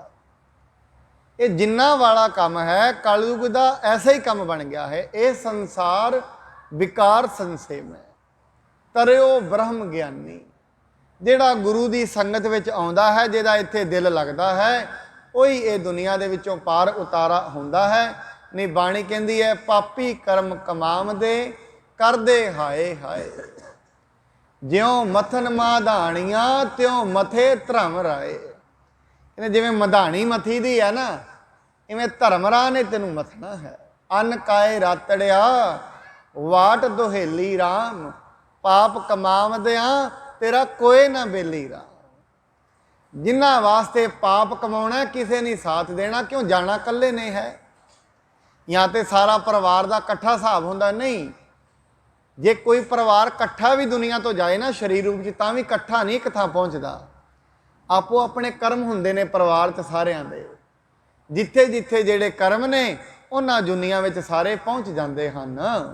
ਤਿਸ ਮਹਿ ਬਾਟ ਪ੍ਰਭੂ ਹਿਤ ਖਾਵੈ, ਤਿਸ ਕੋ ਔਰ ਨਿਰਮਲ ਹੋਏ ਜਾਵੈ। ਮਹਾਰਾਜ ਕਹਿੰਦੇ ਕਮਾਈ ਵੀ ਕਰੇ, ਫਿਰ ਪਰਮਾਤਮਾ ਦੇ ਅਰਥ ਵੰਡ ਕੇ ਵੀ ਛਕੇ। ਫਿਰ ਜਿਹੜਾ ਕੋਈ ਗੁਰੂ ਗਰੀਬ ਵੇਖਦਾ ਹੈ ਭਾਈ ਇਹਨੂੰ ਲੋੜ ਹੈ, ਉਹਨੂੰ ਵੰਡ ਕੇ ਵੀ। ਮੈਂ ਤਕਰੀਬਨ ਸਾਰੇ ਧਰਮਾਂ ਨੂੰ ਜਦੋਂ ਪੜ੍ਹਦਾ ਹਾਂ, ਈਸਾ ਜੀ ਕਹਿੰਦੇ ਨੇ ਘੱਟੋ ਘੱਟ ਤੇਰੇ ਗਵਾਂਢ ਦੇ ਵਿੱਚ ਕੋਈ ਭੁੱਖਾ ਨਹੀਂ ਰਹਿਣਾ ਚਾਹੀਦਾ ਈਸਾਈ ਨੂੰ। ਮੁਹੰਮਦ ਸਾਹਿਬ ਕਹਿੰਦੇ ਨੇ ਘੱਟੋ ਘੱਟ ਤੇਰੇ ਨੇੜੇ ਤੇੜੇ 100 ਘਰਾਂ 'ਚ ਕੋਈ ਭੁੱਖਾ ਨਹੀਂ ਸੌਣਾ ਚਾਹੀਦਾ, ਤਾਂ ਤੇਰੀ ਕਮਾਈ ਸਫਲ ਹੈ। ਤੇ ਗੁਰਸਿੱਖ ਨੂੰ ਤੇ ਮਹਾਰਾਜ ਕਹਿੰਦੇ ਨੇ ਹੱਥੋਂ ਦੇ ਕੇ ਭਲਾ ਮਨਾਵੇ, ਦੂਜੇ ਨੂੰ ਛਕਾਉਣਾ ਹੀ ਹੈ। ਤਕਰੀਬਨ ਸਾਰੇ ਧਰਮਾਂ 'ਚ ਮਰਸੀ ਦਾ, ਦਇਆ ਦਾ ਕਨਸੈਪਟ ਹੈ। ਦਇਆ ਜੀਵ ਦੇ ਵਿੱਚ ਜ਼ਰੂਰੀ ਹੋਣੀ ਚਾਹੀਦੀ ਹੈ। ਜੇ ਦਇਆ ਨਹੀਂ ਹੈ, ਫਿਰ ਮਨੁੱਖ ਤੇ ਸ਼ੇਰ ਵਰਗਾ ਹੈ, ਉਹਦੇ ਵਿੱਚ ਦਇਆ ਕੋਈ ਨਹੀਂ ਹੁੰਦੀ ਹੈ। ਬਿਨਤੀ ਜੁਗਤ ਬਹਿੋੜੇ ਕਹਿਓ, ਕੰਪਤ ਲੋਚਨ ਤੇ ਜਲ ਬਹਿਓ। ਭਾਈ ਬਹੋੜੇ ਦੇ ਅੱਖਾਂ ਵਿੱਚੋਂ ਜਲ ਵਹਿ ਤੁਰਿਆ, ਹੱਥ ਕੰਬ ਰਹੇ ਨੇ। ਕੰਬਦਿਆਂ ਸਤਿਗੁਰੂ ਜੀ ਮਹਾਰਾਜ ਅੱਗੇ ਉਸਨੇ ਬੇਨਤੀ ਕੀਤੀ ਹੈ, ਹੇ ਸਤਿਗੁਰ ਮੈਂ ਮਹਾ ਅਧਰਮੀ, ਪਾਪ ਕਿਰਤ ਨਿਤ ਕਰੋ ਕੁਕਰਮੀ। ਕਹਿੰਦਾ ਹੈ, ਹੇ ਸਤਿਗੁਰੂ ਜੀ ਮਹਾਰਾਜ ਮੈਂ ਤੇ ਬੜਾ ਅਧਰਮੀ ਹਾਂ, ਮੈਂ ਤੇ ਸਾਰਾ ਦਿਨ ਹੀ ਬੜੇ ਪਾਪ ਕਰਦਾ ਹਾਂ, ਮੇਰੀ ਕਿਰਤ ਵਿੱਚ ਵੀ ਬੜੇ ਪਾਪ ਹਨ। ਮਾਤ ਪਿਦਾਤ ਕਰਾਵਹਿ ਘਾਟ, ਚੌਥੇ ਭਾਗ ਲਿਉ ਮੈਂ ਕਾਟ। ਕਹਿੰਦਾ ਮਹਾਰਾਜ ਮੈਂ ਤੇ ਇੱਥੋਂ ਤਾਈਂ ਅਧਰਮੀ ਹਾਂ, ਜੇ ਮੇਰੇ ਮਾਂ-ਬਾਪ ਵੀ ਮੇਰੇ ਤੋਂ ਗਹਿਣੇ ਕਢਵਾਉਣ ਨਾ, ਮੈਂ ਤੇ ਉਹਦੇ ਵਿੱਚੋਂ ਵੀ ਕਾਟ ਕੱਟ ਲੈਣਾ। ਹੁਣ ਸਾਧ ਸੰਗਤ ਭਾਈ ਬਹੋੜੇ ਨੇ ਤੇ ਦੱਸ ਦਿੱਤਾ। ਔਰ ਲੋਭ ਦੀ ਸੀਮਾ ਹੀ ਇਹ ਹੈ, ਜਦੋਂ ਲੋਭ ਵੱਧ ਜਾਂਦਾ ਹੈ ਨਾ, ਮਨੁੱਖ ਨਾ ਭੈਣ ਨੂੰ ਵੇਖਦਾ ਹੈ, ਨਾ ਭਰਾ ਨੂੰ ਵੇਖਦਾ। ਭਰਾ ਦੀ ਵੀ ਜ਼ਮੀਨ ਹੜੱਪ ਜਾਂਦਾ ਹੈ ਤੇ ਭੈਣਾਂ ਦੀ ਵੀ ਹੜੱਪ ਜਾਂਦਾ ਹੈ। ਭੈਣਾਂ ਦੇ ਵੀ ਹਿੱਸੇ ਖਾ ਜਾਂਦੇ ਨੇ, ਭਰਾਵਾਂ ਦੇ ਵੀ ਖਾ ਜਾਂਦੇ ਨੇ। ਇੱਥੋਂ ਤਾਈਂ ਛੱਡੋ, ਜਿਹੜੇ ਧਾਰਮਿਕ ਸਥਾਨ ਨੇ ਉਹਨਾਂ ਦੀਆਂ ਪੈਲੀਆਂ ਵੀ ਲੋਕੀ ਖਾ ਜਾਂਦੇ ਨੇ। ਇੱਥੋਂ ਤਾਈਂ ਇਹ ਲੋਭ ਦੀ ਵਧੀ ਹੋਈ ਸੀਮਾ ਹੈ। ਜਿਹੜਾ ਮਨੁੱਖ ਇੱਥੇ ਵੱਧ ਗਿਆ ਨਾ, ਗੁਰੂ ਸਾਹਿਬ ਨੇ, ਮਹਾਰਾਜ ਨੇ ਹੋਰ ਤੇ ਕਿਸੇ ਤੋਂ ਸਾਵਧਾਨ ਹੋਣ ਲਈ ਨਹੀਂ ਕਿਹਾ। ਸਤਿਗੁਰੂ ਜੀ ਨੇ ਲੋਭੀ ਤੋਂ ਸਾਵਧਾਨ ਹੋਣ ਲਈ ਕਿਹਾ ਹੈ। ਕਹਿੰਦੇ ਲੋਭੀ ਜੇ ਆਪਣਾ ਪੁੱਤਰ ਵੀ ਹੈ ਨਾ, ਉਤੋਂ ਵੀ ਸਾਵਧਾਨ ਰਹੋ। ਲੋਭੀ ਕਾ ਵਿਸਾਹ ਨਾ ਕੀਜੈ। ਜੇ ਆਪਣਾ ਪੁੱਤਰ ਵੀ ਲੋਭੀ ਹੋ ਗਿਆ ਨਾ, ਉਹਦਾ ਵੀ ਵਿਸਾਹ ਨਾ ਖਾਓ, ਪਤਾ ਨਹੀਂ ਕਿੱਥੇ ਜਾ ਕੇ ਮਾਰ ਦੇਗਾ, ਕੋਈ ਪਤਾ ਨਹੀਂ। ਔਰ ਸਾਡੇ ਦੇਸ਼ ਕੁਰਸੀ ਦੇ ਲਾਲਚ ਪਿੱਛੇ ਮਾਵਾਂ ਨੇ ਪੁੱਤ ਮਰਾਏ ਨੇ ਪੋਲੀਟੀਕਲ ਕੈਰੀਅਰ ਦੇ ਵਿੱਚ, ਨਾਮ ਤੇ ਮੈਂ ਨਾ ਲਵਾਂ। ਇਸ ਦੇਸ਼ ਦੇ ਵਿੱਚ ਕੁਰਸੀ ਦੇ ਪਿੱਛੇ ਭਰਾਵਾਂ 'ਚ ਲੜਾਈਆਂ ਹੁੰਦੀਆਂ ਨੇ, ਇੱਕ ਦੂਜੇ ਦੇ ਕਤਲ ਹੋ ਜਾਂਦੇ ਨੇ। ਲੋਭ ਦੀ ਵਧੀ ਹੋਈ ਸੀਮਾ। ਜਦੋਂ ਲੋਭ ਵੱਧ ਜਾਂਦਾ ਹੈ, ਫਿਰ ਮਨੁੱਖ ਨਹੀਂ ਰਹਿੰਦਾ, ਜਲਾਦਾਂ ਤੋਂ ਗਾਂਹ ਚਲਾ ਜਾਂਦਾ ਹੈ। ਫਿਰ ਉਹ ਮਨੁੱਖ ਨਹੀਂ ਰਹਿੰਦਾ, ਪਸ਼ੂ ਬਣ ਜਾਂਦਾ ਹੈ। ਐਸੀ ਸੀਮਾ ਅੱਜ ਵੇਖਦੇ ਹਾਂ, ਮੈਨੂੰ ਬੜਾ ਦੁੱਖ ਹੁੰਦਾ ਹੈ ਕਿ ਐਸੀ ਇਹ ਦੁਨੀਆ ਤੇ ਵਿਪਤਾ ਚੱਲ ਰਹੀ ਹੈ। ਲੋਕੀ ਇਹਨਾਂ ਵਿੱਚ ਵੀ ਕਿਡਨੀਆਂ ਕੱਢ ਵੇਚੀ ਜਾਂਦੇ ਨੇ। ਇੱਥੋਂ ਤੁਸੀਂ ਹਿਸਾਬ ਲਾਓਗੇ, ਦੁਨੀਆ ਰਹਿਣ ਵਾਲੀ ਤੇ ਨਹੀਂ ਰਹੀ। ਫਿਰ ਐਸੀਆਂ ਬਿਮਾਰੀਆਂ ਆਉਣਗੀਆਂ ਕਿਉਂ ਨਾ। ਹਜੇ ਤੇ ਮੈਂ ਸੋਚਦਾ ਸ਼ੁਰੂਆਤ ਹੀ ਹੈ, ਬਹੁਤ ਕੁਝ ਹੋਣਾ ਬਾਕੀ ਹੈ। ਇਹ ਤੇ ਅੱਜ ਹਰੇਕ ਘਰ ਦੇ ਵਿੱਚ ਕੋਈ ਨਾ ਕੋਈ ਬਿਮਾਰ ਚੱਲ ਰਿਹਾ। ਆਉਣ ਵਾਲੇ ਸਮਝ ਮਿਲਦਾ ਹਰ ਮਨੁੱਖ ਹੀ ਬਿਮਾਰ ਲੱਭੇਗਾ। ਕਿਉਂ? ਪਰਮਾਤਮਾ ਦੇ ਗੁਣ ਤੇ ਅੰਦਰ ਨਹੀਂ ਰਹੇ। ਨਾ ਕੋਈ ਸਤ ਸੰਗਤ ਵਿੱਚ ਆਉਂਦਾ ਹੈ, ਧਾਰਮਿਕ ਸਥਾਨਾਂ ਤੇ ਕੋਈ ਭੀੜ ਨਹੀਂ। ਸਿਨੇਮਾ ਘਰ ਭਰੇ ਪਏ ਨੇ, ਦਿਨ ਦੇ ਵੀ ਸ਼ੋਅ, ਰਾਤ ਦੇ ਵੀ ਸ਼ੋਅ ਭਰੇ ਪਏ ਨੇ, ਟਿਕਟਾਂ ਮਿਲਦੀਆਂ ਹੀ ਨਹੀਂ। ਗੁਰਦੁਆਰੇ, ਮੰਦਰ, ਮਸਜਿਦ, ਸਤ ਸੰਗਤ ਦੇ ਪੰਡਾਲ ਖਾਲੀ ਪਏ ਨੇ, ਬਹਿੰਦਾ ਹੀ ਕੋਈ ਨਹੀਂ। ਕਿਉਂ? ਇੱਧਰ ਦਿਲ ਹੀ ਨਹੀਂ ਲੱਗਦਾ। ਫਿਰ ਜਿਹੜੇ ਮਨੁੱਖਾਂ ਦਾ ਇੱਥੇ ਦਿਲ ਨਹੀਂ ਨਾ ਲੱਗਦਾ, ਯਾਦ ਰੱਖਣਾ, ਜਿਹੜੇ ਪਰਮਾਤਮਾ ਦੇ ਨਹੀਂ ਬਣੇ, ਉਹ ਕਿਸੇ ਦੇ ਨਹੀਂ ਬਣ ਸਕਦੇ। ਇਹ ਸੋਚ ਲੈਣਾ। ਜਿਨ੍ਹਾਂ ਕਦੇ ਪਰਮਾਤਮਾ ਦਾ ਨਾਂ ਨਹੀਂ ਲਿਆ, ਜਿਨ੍ਹਾਂ ਹੱਥ ਪੈਰ ਦਿੱਤੇ, ਅੱਖਾਂ ਦਿੱਤੀਆਂ, ਰੋਟੀ ਦਿੱਤੀ, ਭੈਣ ਭਰਾ ਦਿੱਤੇ, ਜਿਹੜੇ ਉਹਦਾ ਨਾਂ ਨਹੀਂ ਲੈਂਦੇ, ਯਾਦ ਰੱਖਣਾ ਕਿਸੇ ਦੇ ਨਹੀਂ ਬਣਨਗੇ ਉਹ। ਐਸੀ ਵਿਪਤਾ ਦਾ ਸਮਾਂ ਜਿੱਥੇ ਲੋਕ ਕਿਡਨੀਆਂ ਕੱਢ ਵੇਚੀ ਜਾਂਦੇ ਨੇ। ਡਾਕਟਰ ਆਪਣਾ ਧਰਮ ਭੁੱਲ ਗਿਆ, ਹੋਰ ਐਂਬੂਲੈਂਸ ਵਾਲੇ ਨੇ ਉਹ ਆਪਣਾ ਧਰਮ ਭੁੱਲ ਚੁੱਕੇ ਨੇ। ਹਰੇਕ ਮਨੁੱਖੀ ਲਾਲਚ ਵਸ ਪੈ ਕੇ ਦੁਨੀਆ ਨੂੰ ਲੁੱਟਣ ਤੇ ਹੀ ਖਲੋ ਗਿਆ ਹੈ। अवर नरन की गिनती को है, जो बन जाए सो लेउ तितो है। ਕਹਿੰਦਾ ਮਹਾਰਾਜ ਹੋਰ ਕਿਹਦੀ ਗਿਣਤੀ ਕਰਾਂ, ਮੇਰੇ ਕੋਲ ਤੇ ਜਿਹੜਾ ਵੀ ਆਉਂਦਾ ਹੈ ਮੈਂ ਤੇ ਉਹਦੇ ਤੋਂ ਹੀ ਫਾਇਦਾ ਖੱਟ ਲੈਂਦਾ ਹਾਂ। ਧਰਮ ਅਧਰਮ ਨ ਜਾਣੂ ਕੋਈ, ਪਿਤਾ ਪਿਤਾਮਾ ਕੀ ਕ੍ਰਿਤ ਸੋਈ। ਕਹਿੰਦੇ ਮਹਾਰਾਜ ਮੇਰੇ ਵਾਸਤੇ ਕੋਈ ਧਰਮ ਨਹੀਂ, ਕੋਈ ਅਧਰਮ ਨਹੀਂ, ਮੈਂ ਨਹੀਂ ਜਾਣਦਾ। ਮੇਰੇ ਤੇ ਪਿਓ ਦਾਦਿਆਂ ਤੋਂ ਇਹੀ ਕਿਰਤ ਚੱਲਦੀ ਆਈ ਹੈ। ਪਰ ਮੈਂ ਕਈ ਵਾਰੀ ਇਹ ਸਮਝਦਾ ਹਾਂ, ਕਈ ਵਾਰੀ ਕਈ ਦੁਕਾਨਾਂ ਵਾਲੇ ਮਿਲਦੇ ਹਨ, ਮੈਨੂੰ ਇੱਕ ਵਾਰੀ ਮਿਲੇ, ਉਹ ਕਹਿਣ ਲੱਗੇ ਸਾਡੇ ਕੋਲ ਕੋਈ ਗਾਹਕ ਆਉਂਦਾ ਹੈ, ਜਦੋਂ ਅਸੀਂ ਮੁਨਾਫਾ ਖੱਟਦੇ ਹਾਂ ਤੇ ਮੁਨਾਫਾ ਕੱਢ ਲਈ, ਉਹਦੇ ਵਿੱਚ ਕਿਉਂ ਤੇ ਮੁਨਾਫਾ ਹੈ। ਮੈਂ ਮੁਨਾਫੇ ਦੀ ਇੱਕ ਸੀਮਾ ਹੁੰਦੀ ਹੈ, ਬਾਕੀ ਲੋਭ ਹੁੰਦਾ ਹੈ। ਤੁਸੀਂ ਇੱਕ ਚੀਜ਼ 100 ਦੀ ਹੈ, ਉਹਨੂੰ 600 ਵਿੱਚ ਵੇਚ ਰਹੇ ਹੋ, ਇਹ ਮੁਨਾਫਾ ਹੈ। ਇਹ ਤੇ ਅਗਲੇ ਦੀ ਜੇਬ ਵੱਢਣੀ ਹੈ, ਇਹ ਮੁਨਾਫਾ ਨਹੀਂ ਹੈ। ਇਹ ਤੰਗ ਕਰੇਗਾ, ਆਪ ਨੂੰ ਤੰਗ ਕਰੇਗਾ, ਆਪਣਾ ਮਨ ਪਰੇਸ਼ਾਨ ਰਹੇਗਾ। 24 ਘੰਟੇ ਬਿਮਾਰੀਆਂ ਵਿੱਚ ਮਨੁੱਖ ਘਿਰਿਆ ਰਹਿੰਦਾ, ਦਿਮਾਗੀ ਪੱਖੋਂ ਪਰੇਸ਼ਾਨ ਰਹਿੰਦਾ ਹੈ। ਜਿਹਦੇ ਅੰਦਰ ਆਤਮਾ ਜਾਗਦੀ ਹੈ ਉਹ ਐਸਾ ਕੰਮ ਕਰਦਾ ਹੀ ਨਹੀਂ ਹੈ। ਕਿਉਂ? ਉਹਨੂੰ ਪਤਾ ਲੱਗ ਜਾਂਦਾ ਹੈ ਧਰਮ ਤੇ ਅਧਰਮ ਵਿੱਚ ਕੀ ਫਰਕ ਹੁੰਦਾ ਹੈ। ਮਹਾਪਤਿਤ ਮੈਂ ਯਨ ਆਇਓ ਸਰਨੀ, ਮਹਾਪਤਿਤ ਮੈਂ ਆਇਓ ਸਰਨੀ, ਰਹਿਓ ਨ ਗਇਓ ਕ੍ਰਿਤ ਨਿਜ ਬਰਨੀ। ਕਹਿੰਦੇ ਮਹਾਰਾਜ ਮੈਂ ਬੜਾ ਪਾਪੀ ਹਾਂ, ਤਾਂ ਹੀ ਮੈਂ ਤੁਹਾਡੀ ਸ਼ਰਨ ਚ ਆਇਆ। ਔਰ ਇਹ ਸਾਰੀ ਗੱਲ ਉਹ ਸੰਗਤ ਦੇ ਵਿੱਚ ਕਹਿ ਰਿਹਾ, ਸਾਧ ਸੰਗਤ ਇਹ ਗੱਲ ਨੋਟ ਕਰਨ ਦੀ ਹੈ। ਇਹ ਉਹੀ ਮਨੁੱਖ ਕਹਿ ਸਕਦਾ ਜਿਹਨੂੰ ਪਤਾ ਲੱਗਿਆ, ਥੋੜਾ ਜਿਹਾ ਰੱਬ ਦੇ ਡਰ ਦਾ ਪਤਾ ਲੱਗਿਆ ਦੁਨੀਆ ਹੈ ਕੀ ਹੈ। ਕਈ ਵਾਰੀ ਕਹਿਣਾ ਹਜੇ ਤੇ ਮਨੁੱਖ ਇਹਨੂੰ ਖੇਡ ਹੀ ਸਮਝਦਾ ਹੈ। ਕਿਉਂ?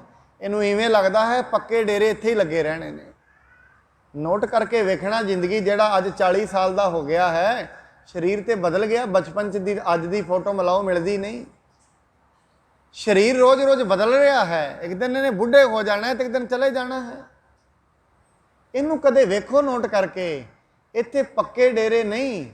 ਜੇ ਪੱਕੇ ਡੇਰੇ ਨਹੀਂ ਫਿਰ ਮਨੁੱਖ ਨੂੰ ਐਸੇ ਅਧਰਮ ਦੇ ਕੰਮ ਨਹੀਂ ਕਰਨੇ ਚਾਹੀਦੇ ਹਨ। ਪੂਰ ਹਜੂਰ ਨਹੀਂ ਮੈਂ ਕਹਿਓ, ਇਹੋ ਪ੍ਰਤਾਪ ਰਾਵਰ ਕੋ ਲਹਿਓ। ਇਸ ਕਰਕੇ ਭਾਈ ਬਹੋੜਾ ਕਹਿੰਦਾ ਮਹਾਰਾਜ ਮੈਂ ਝੂਠ ਨਹੀਂ ਬੋਲਿਆ, ਜੋ ਸਚਾਈ ਸੀ ਮੇਰੀ ਉਹ ਮੈਂ ਦੱਸ ਦਿੱਤੀ ਹੈ।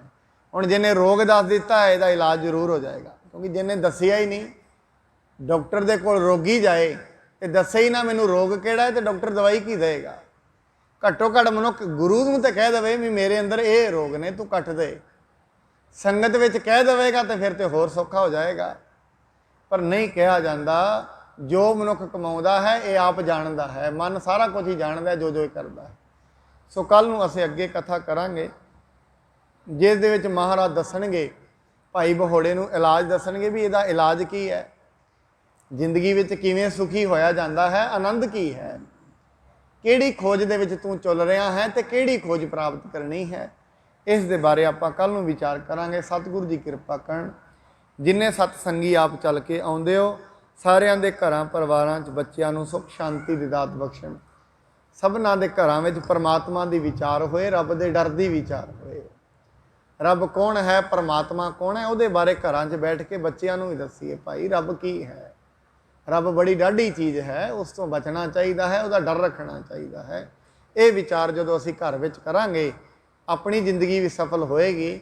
ਬੱਚੇ ਵੀ ਫਿਰ ਮਾਂ-ਬਾਪ ਨੂੰ ਘਰੋਂ ਕੱਢਣ ਲੱਗਿਆ ਰੱਬ ਦਾ ਡਰ ਲੱਭਣਗੇ। ਅੱਜ ਦਾ ਤਾਂ ਸਮਾਂ ਐਸਾ ਹੈ, ਅਨਾਥ ਆਸ਼ਰਮ ਬਣੇ ਨੇ, ਜਿੱਥੇ ਬਿਰਧ ਆਸ਼ਰਮ ਬਣੇ ਨੇ, ਬੱਚੇ ਮਾਂ-ਬਾਪ ਨੂੰ ਪਹਿਲਾਂ ਹੀ ਛੱਡ ਆਉਂਦੇ ਨੇ, ਆਪਣੇ ਅੱਡ ਕਰ ਦਿੰਦੇ ਨੇ। ਕਾਰਨ ਕੀ ਹੈ? ਉਹ ਮਾਂ-ਬਾਪ ਹੀ ਕਸੂਰਵਾਰ ਨੇ ਕਿ ਉਹਨਾਂ ਰੱਬ ਦਾ ਡਰ ਹੀ ਨਹੀਂ ਦੱਸਿਆ ਆਪਣੇ ਬੱਚੇ ਨੂੰ। ਜਿਵੇਂ ਇੱਕ ਮਾਂ ਕਹਿੰਦੀ ਹੈ, ਮਾਂ ਨੂੰ ਕੋਈ ਬੱਚਾ ਬਿਰਧ ਆਸ਼ਰਮ ਛੱਡ ਆਇਆ, ਤੇ ਜਿਸ ਦਿਨ ਮਾਂ ਮਰਨ ਲੱਗੀ ਨਾ, ਪੁੱਤਰ ਨੂੰ ਕਹਿੰਦੀ ਬੇਟਾ ਇੱਥੇ ਆ, ਇਹ ਬਿਰਧ ਆਸ਼ਰਮ 'ਚ ਪੱਖੇ ਲਵਾ ਦੇ, ਗਰਮੀ ਬੜੀ ਹੈ। ਕਹਿੰਦਾ ਮਾਂ 14 ਸਾਲ ਤੂੰ ਇੱਥੇ ਕੱਟੇ ਨੇ, ਪਹਿਲਾਂ ਕਿਉਂ ਨਹੀਂ ਦੱਸਿਆ ਇੱਥੇ ਪੱਖੇ ਲਵਾਉਣੇ ਨੇ। ਕਹਿੰਦੀ ਹੈ ਬੇਟਾ ਮੈਂ ਤੇ ਜ਼ਿੰਦਗੀ ਕੱਟ ਲਈ ਹੈ, ਤੂੰ ਮੈਨੂੰ ਇੱਥੇ ਛੱਡ ਕੇ ਗਿਆ ਸੀ, ਤੇਰੇ ਬੱਚਿਆਂ ਵੇਖਿਆ ਹੈ, ਆਉਣਾ ਤੈਨੂੰ ਵੀ ਇੱਥੇ ਪੈਣਾ ਹੈ, ਤੇਰਾ ਦੁੱਖ ਨਹੀਂ ਮੈਂ ਚੱਲ ਸਕਦੀ। ਤੂੰ ਆਪਣਾ ਬੰਦੋਬਸਤ ਪਹਿਲਾਂ ਕਰ ਲੈ, ਪੱਖੇ ਲਵਾ ਲੈ, ਘੱਟੋ ਘੱਟ ਤੈਨੂੰ ਤੇ ਦੁੱਖ ਨਾ ਮਿਲੇਗਾ, ਮੈਂ ਤੇ ਦੁੱਖ ਸਹਿ ਲਿਆ। ਸੋ ਇਸ ਕਰਕੇ ਜੈਸੀ ਅਸੀਂ ਕਰਨੀ ਕਰ ਰਹੇ ਹਾਂ, ਐਸੀ ਬੱਚਿਆਂ ਸਿੱਖਣੀ ਹੈ। ਯਾਦ ਰੱਖਣਾ ਉਹ ਕਰਨੀ ਭਰਨੀ ਪੈਂਦੀ ਹੈ। ਅੱਜ ਨਹੀਂ ਭਰਾਂਗੇ 10 ਸਾਲਾਂ ਨੂੰ ਭਰ ਲਵਾਂਗੇ, 15 ਨੂੰ ਭਰਾਂਗੇ, ਫਿਰ ਮਨੁੱਖ ਨੇ ਰੋਣਾ ਹੈ, ਪਾਪੀ ਕਰਮ ਕਮਾਵਦੇ ਕਰਦੇ ਹਾਏ ਹਾਏ। ਫਿਰ ਕਰਨਾ ਇਹ ਕੀ ਹੋ ਗਿਆ, ਮੇਰੇ ਬੱਚੇ ਮਾੜੇ ਨੇ, ਲੋਕਾਂ ਵਿੱਚ ਬੈਠ ਕੇ ਕਹੇਗਾ ਭਾਈ ਬੱਚੇ ਮਾੜੇ ਨਹੀਂ, ਤੂੰ ਸਿੱਖਿਆ ਮਾੜੀ ਦਿੱਤੀ ਹੈ। ਸੋ ਇਸ ਕਰਕੇ ਆਪ ਰੱਬ ਦਾ ਨਾਂ ਲਈਏ, ਬੱਚਿਆਂ ਨੂੰ ਰੱਬ ਦਾ ਨਾਂ ਜਪਾਈਏ, ਇਹੀ ਦੁਨੀਆ ਦਾ ਸੱਚ ਹੈ। ਇੰਨੀਆਂ ਬੇਨਤੀਆਂ ਪ੍ਰਵਾਨ ਹੋਈ, ਭੁੱਲ ਚੁੱਕ ਦੇ ਲਈ ਖਿਮਾ ਕਰਨੀ ਜੀ। ਵਾਹਿਗੁਰੂ ਜੀ ਕਾ ਖਾਲਸਾ, ਵਾਹਿਗੁਰੂ ਜੀ ਕੀ ਫਤਿਹ।